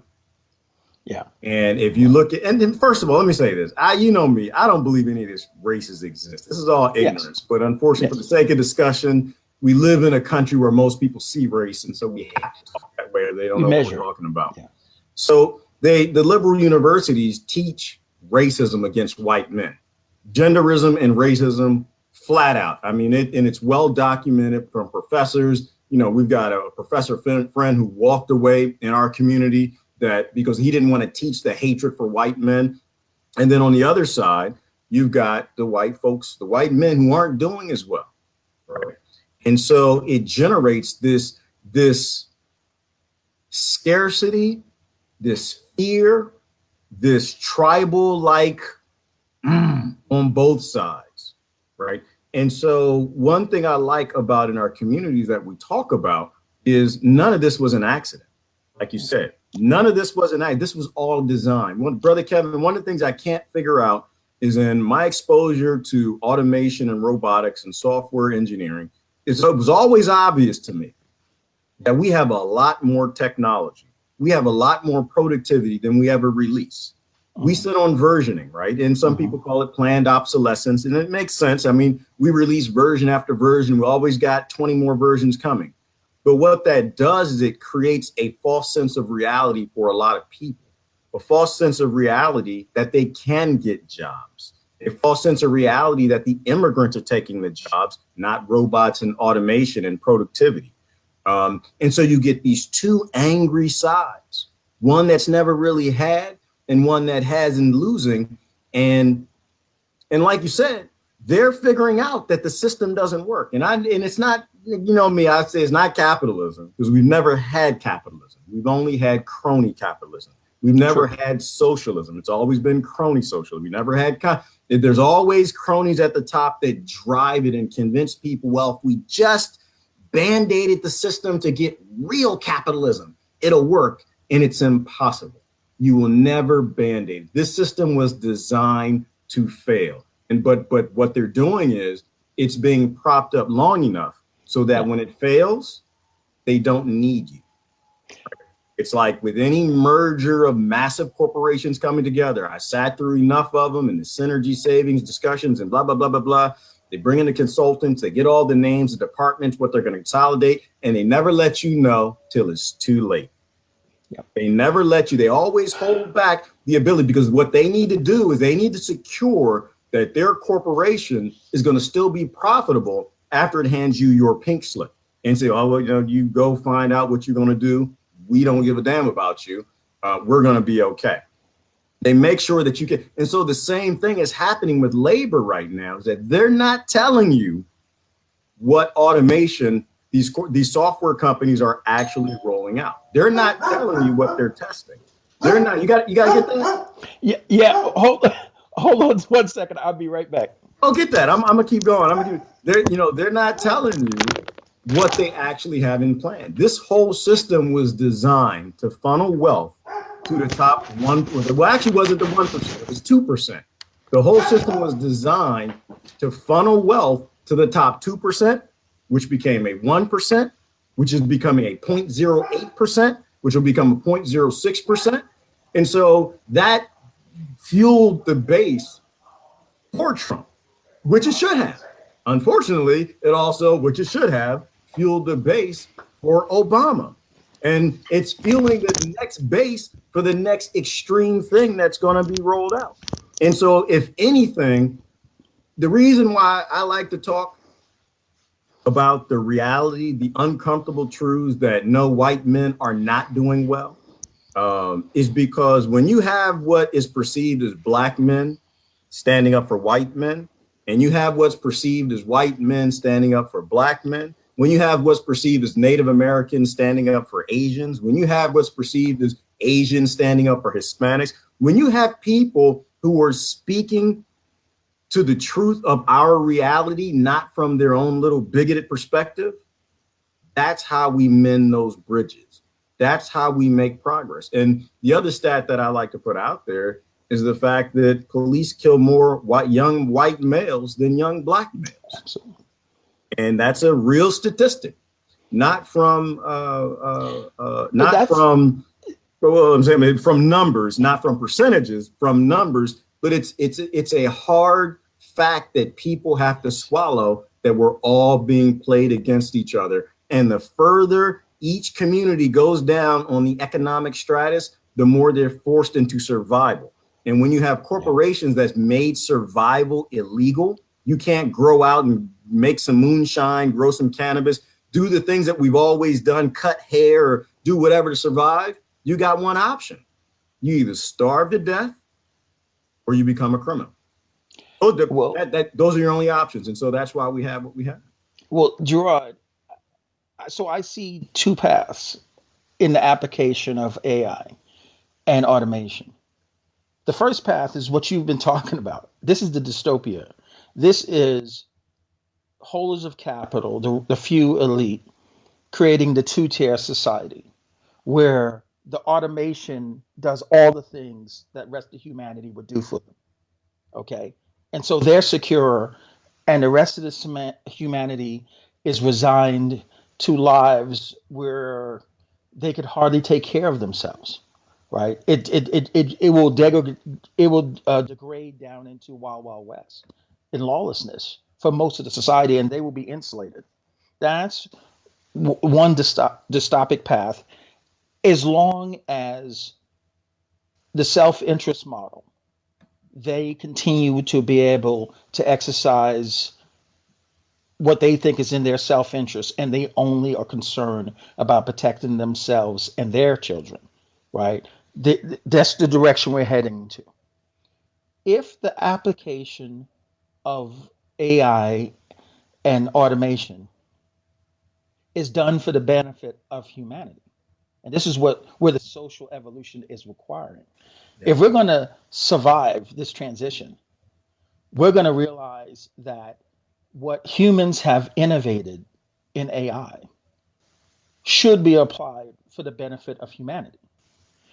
And if we do that, what will be created out of that scenario is a context where money is no longer necessary, is a context where people don't spend most of their lives doing jobs that they would never do, but for the need to make money in order to do the basic things to take care of their family. In other words, the cost of a house and the location of the house will be basically the materials of the house. And the management of those materials can be optimized, right, if it's produced by AI and automation. Right. So we no longer will have a need for price discrimination as it relates to the quality of goods and services we have. We will no longer have a need for currency to determine whether you can have a quality good or service. AI and automation gives us the ability to essentially reduce the cost of virtually everything down to material. Yep. The need to be able to have planned obsolescence comes from the need to accumulate money to ourselves.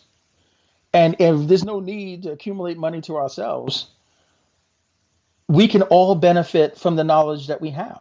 The only reason why knowledge is withheld right now is to make money for the people who contribute that knowledge. The next level of social evolution is to see humanity as one, and therefore to make choices that benefit humanity as a whole. And the innovation and the application of artificial intelligence is the mechanism that's going to eliminate scarcity in goods and services. And that the only reason we have scarcity now is because we have an economic model that's driven based on how can I accumulate more money to myself. And so that model necessarily creates the scarcity, and once we get past that model, if we get past that model, and it starts with people looking in the mirror and seeing their humanity and then being able to see it in everything else, right? This technology could then be applied for the benefit of all of us.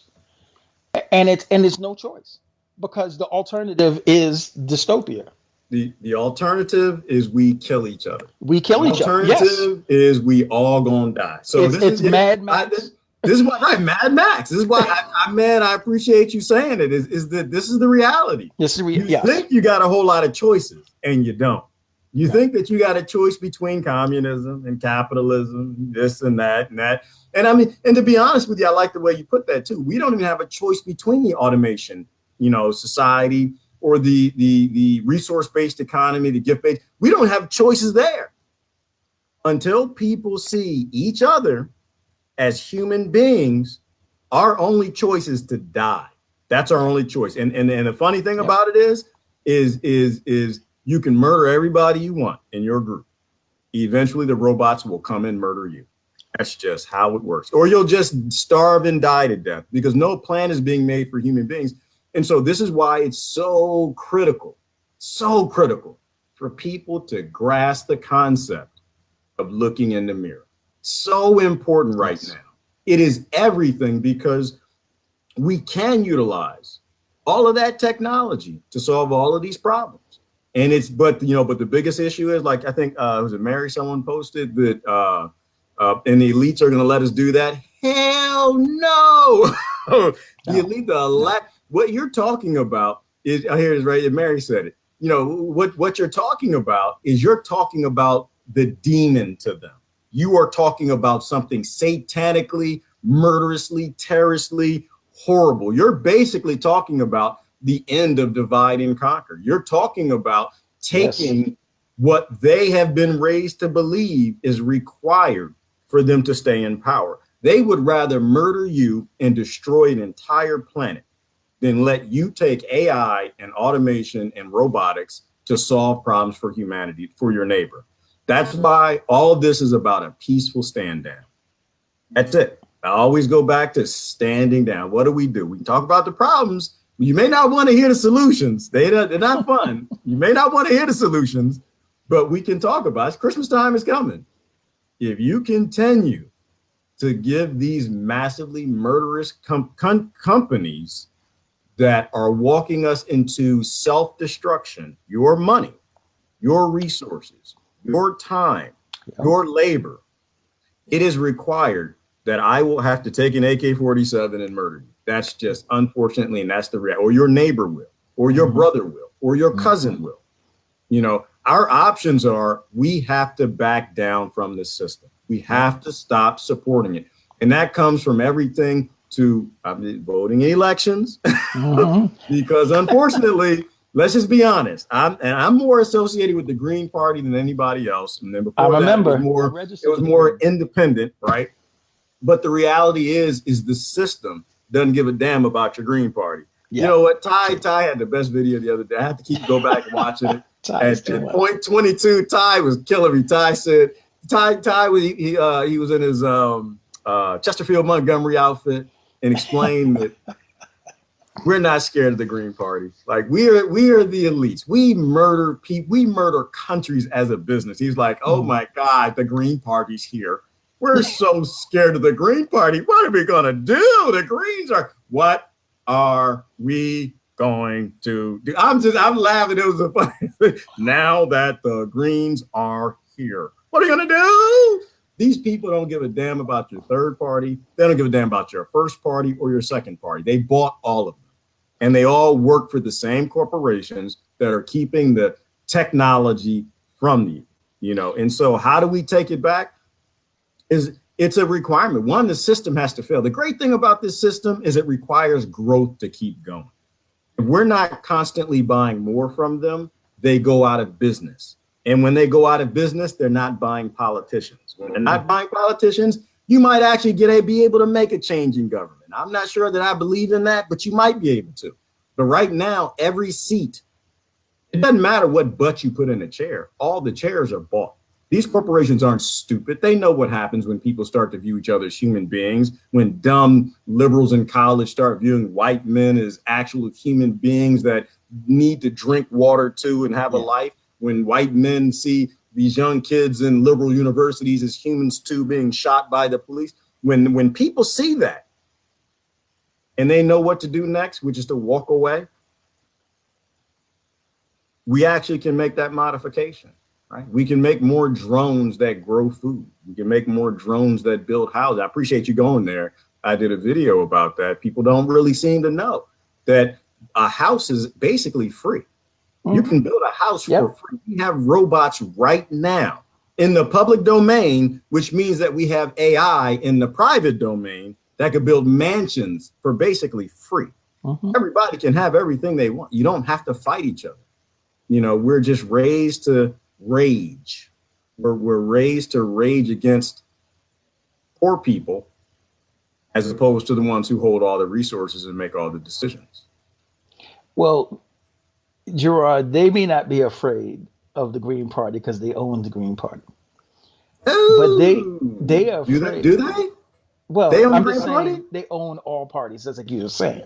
Well, I know they own the chairs. Like, I don't say they own the parties. I know they own the chair. I'm not saying like the people. I really mean they're not just taking Ty's comment, you know, in his humor that they're not afraid. Oh, here's the Green Party, and so they're not really afraid of the Green Party. What do I they hear do? them, but exactly. But what they're afraid of is the bell you are ringing. The bell Debbie is censored. ringing. Yeah. There's a lot of truth sayers out here ringing these bells, and people are not quite as gaslit as they used to be. What's also happening is the basic model of our economics, at least in America, how it was developed in America, w- takes the working class, the poor, to be bought in to why there's rich. And historically, they were bought in to why there are rich people is because they too had the opportunity to be rich. Mm-hmm. If once you convince the working class, middle class, the poor, that they've been cut off and that they'll never be rich, then all the problems that the rich have always had in every society down through human history, the risk, the hatred, the vitriol of everyone else infects the system. The sustainability of the American model is that our poor did not resent the rich. The bell is ringing. Right. They really see that they're never going to be in that spot. They can barely hold the place that their parents held, let alone growing, you know, and when they look to their children, they don't see a better scenario. Yeah. This is a reality that it just shocks me that the powers that be are taken for granted.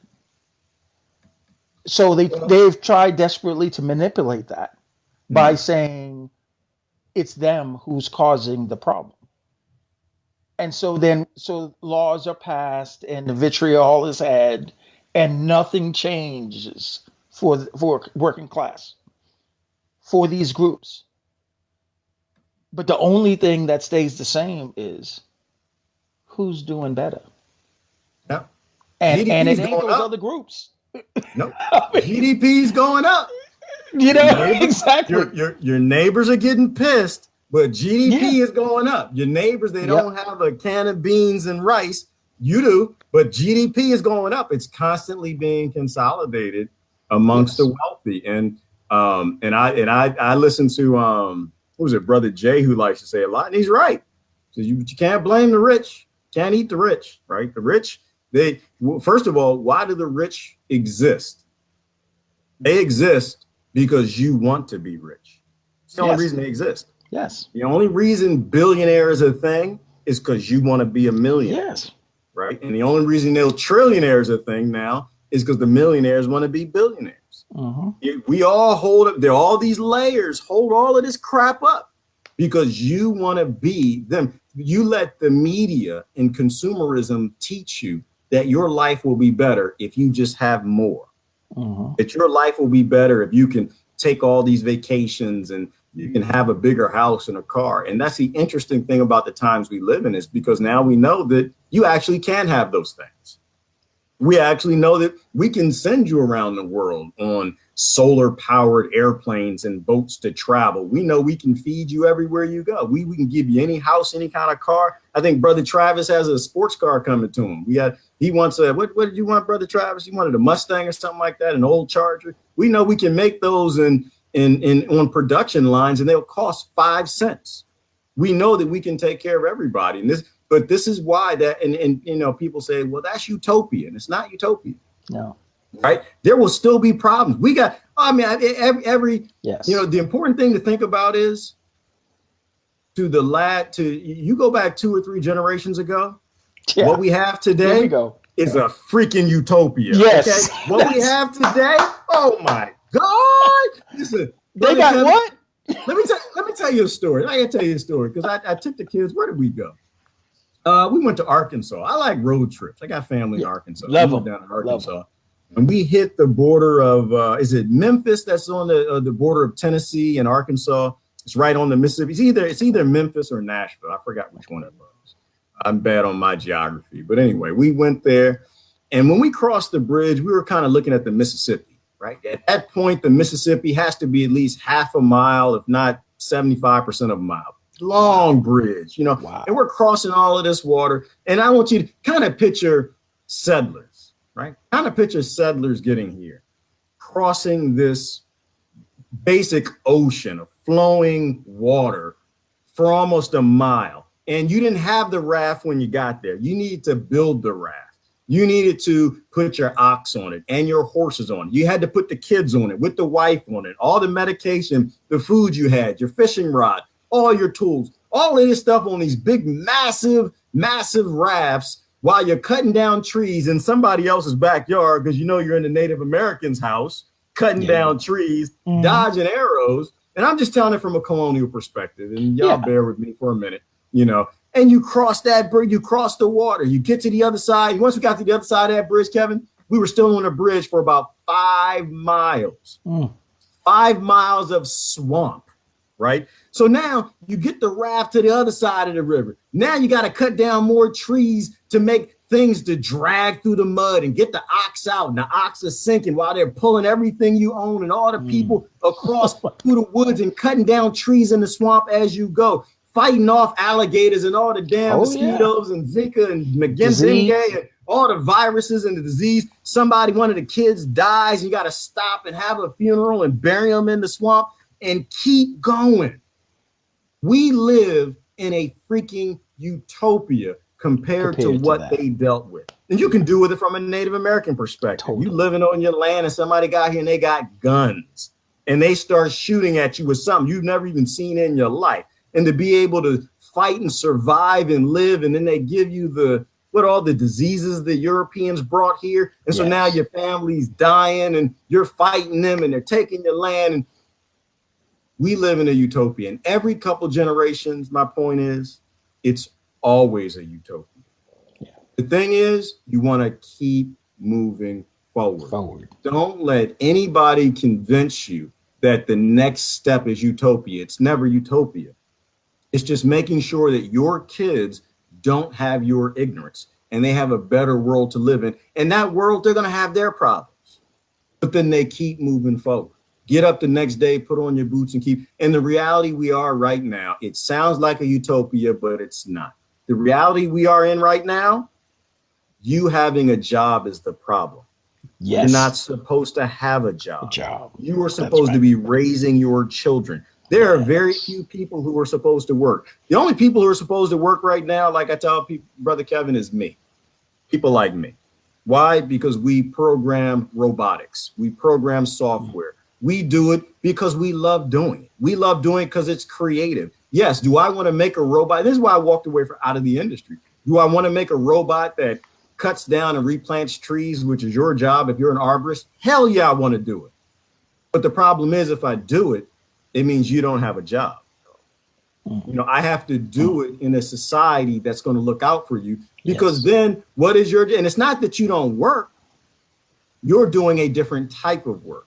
You are raising your kids to be critical thinkers. You're raising them to play the piano. You're raising them on some old wise culture. You're taking them on vacations and introducing them to the populations and different cultures from around the United States and the world.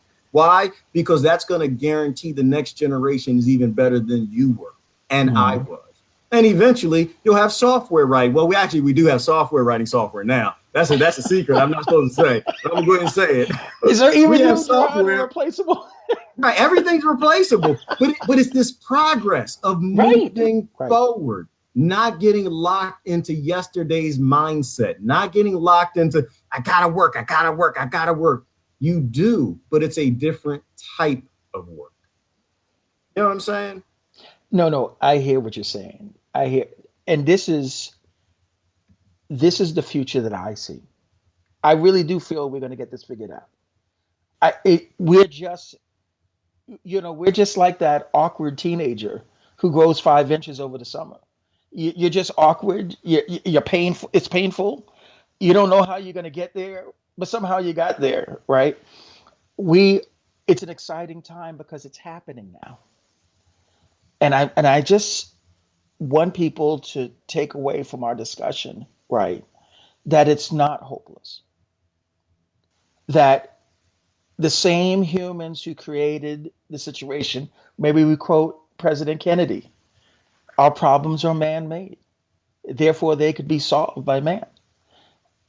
And it starts with each of us. That's where it's at. Right. It starts with each of us. Stop contributing to the society that is dehumanizing your brothers and sisters. Stop contributing to the companies that are encouraging you to hate people because they're just different. Do you see what Ann just wrote? The rich were upgraded. She nailed it. What you just said. Yes. Why do they teach you to fight other poor people? Because they're job creators. Yes. They need you to think that you need what they create. She done took the sledgehammer and nailed it down. Nailed it down. They need you to fight with poor people. They need you to do that because they need you to want their product. We don't need the rich to create jobs. We don't need that. All we need are our software engineers to start writing automated software to feed people, to house people. Yeah. And people who have everything, they don't fight. They don't fight. I like to look at history a lot. You know what the kings used to do to get us to go to war and fight with other poor people back then? People were a lot smarter than we are now. They got it back then. The king used to starve the population. He would starve the population of whatever they needed because happy people don't want to fight. You know, I got friends that play video games, grown men in their 50s, just all day long in their boxer shorts playing video games. But you know what? The thing is, if that's what makes you happy, that's what you should do. Because if you're happy doing that, You don't want to go out here and grab a sign and go fight with white nationalists. You're more interested in, you know what? Why are white nationalists so mad at me? Why are they so mad? What do they not have in their communities? When you have, a kid, I say it the other way, you got a kid being raised in the trailer park, scarcity, on a ranch, whatever it may be. They don't have food. They don't have socks. They've had the same pair of shoes for 5 years. They don't fit. Their toe is coming out. They're going to grow up angry. It's their job to become white nationalists at that point. Why? Because dad ran off, mom ran off, or mom's drunk, or dad's drunk. All they get is hate. The teacher looks at them weird. The teacher doesn't want to talk to them because they smell funny. The teacher is standoffish because they come from a redneck community, and teachers and the media is teaching you these are dangerous people and they're survivalists and they're rednecks. If that baby, all that baby knows, that young white boy who's growing up, and the media on news, it's okay to talk racism against white men, what is that little boy going to do? That little boy has been walked into a world where hate is the model. Hate is what's great. That little boy is going to join the first group that comes along and says, brother, we love you. Whether that's the KKK, white nationalists, the Crips, the Bloods, MS-13, whatever group, they're going to join right up with that group because that group loves them. Yeah. That's the first time they'll experience love. And so, but anyway, Sister Ann said that, and it's spot on. The point is that they're starving the population like the kings and the queens have always done. Because the only way you get people to go fight with other people is you got to take something away from them. And to me, it's your birthright. If you were born here, you have the right to fly like a bird and eat bird seed. Do birds eat bird seed? I don't know. Maybe they eat seeds, but they eat worms, don't they? But it's their job to do that. That's like their birthright. The deer is born. It's its birthright to go chew on some roughage. We all have birthrights. And as a human being, it is your birthright to walk across the border and eat some food where there actually is food. It's your job. It's your right to go live where there's safety and raise your young, where you don't have velociraptors and tigers running around murdering people with femicide because the United States destroyed your country. We don't need to steal anybody's resources. And this is what I love. And this is what I want. This will be my last word, and I'll let you close it out. Is that we live in a time. We live in a country, and this applies to anybody in the West, whether you're in Switzerland or UK or Germany or the United States, where we can demand the world change right now. We live in a time where we have enough power, we have enough resources, we have enough people in the military, we have the weapons. If we choose to be G.I. Joe, I took it back to G.I. Joe. If we choose to be G.I. Joe, I'm ready, and fight for freedom wherever there's trouble, we can bring world peace tomorrow.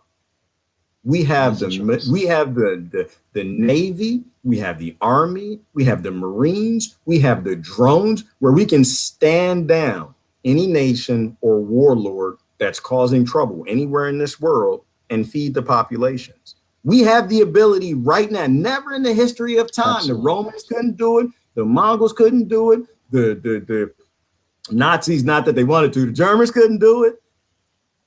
We can change the world right now. And I think that's why the message that you're talking about here is so dangerous. It's dangerous to them. And that's why they do censor this stuff, is because you don't want people to see each other as human beings. Because if they actually start to see each other as human beings and they realize that they can use their CIA to stabilize nations as opposed to destroy them. Right. You can use the FBI to stop women from being raped, to stop gangs from doing these things, as opposed to just coming in later or not doing anything at all and just going after the terrorist who tends to be a veteran. That's at where they're in the top 10 of the DHS domestic terrorist list, where the veterans. We can fix everything, but it means you got to stop being a Democrat. It means you got to stop being a Republican. You got to stop being a conservative. You want to be those things. You want to have your belief system, keep them to yourself. But as a community, we have to come together and go back to being, what's his name, Duke? His name Luke or Duke? I forgot his name. G.I. Joe. It was Duke. It was Duke. Duke. Yeah, we got to go back to being Duke instead of Destro, because we are Destro. We are Cobra right now. We are Cobra to the entire world, but we don't have to be. The only thing is the media screwing you up. What's your last words, brother? Hey, my last word, Gerard, is thank you. This was just a beautiful conversation. I hope it reaches out to a lot of people out there. Share it wherever you can. I know I am. Let's keep the conversation going. I think we should end it on what you said because that's where it's at. And so that's where I'm at. We're going to keep the conversation going. And thank you. I appreciate you coming on. I appreciate you raising your voice. I know it's hard, especially coming out of the military, to actually open your mouth and start saying things like that. But it's important. It's important. We can fix the world. So everybody else, I appreciate you guys joining. Like I said before, the only way this works is you guys. I can't do it. Kevin can't do it. It actually is you guys. It's the people who share the videos. It's people who start the conversations on the train, start the conversation on the bus. When you meet with someone, like Kevin said, take the costume off, take that label off, begin in dialogue, and make sure we don't have any more strangers. When we don't have any more strangers, the world goes the way it's supposed to. We start evolving again. We got to stop de-evolving and actually evolve. So, brother, I appreciate it. Appreciate everybody's time. It is a requirement. Absolutely. Kevin will be back on the show again. It is a requirement. It is a moral imperative that you do not get away from us and just live in the comments section. It's obvious that you got a lot to say. So, brother, you have a great rest of your day. Everybody else, love y'all. Love and light, everyone. Have a great day. Bye-bye. Take care.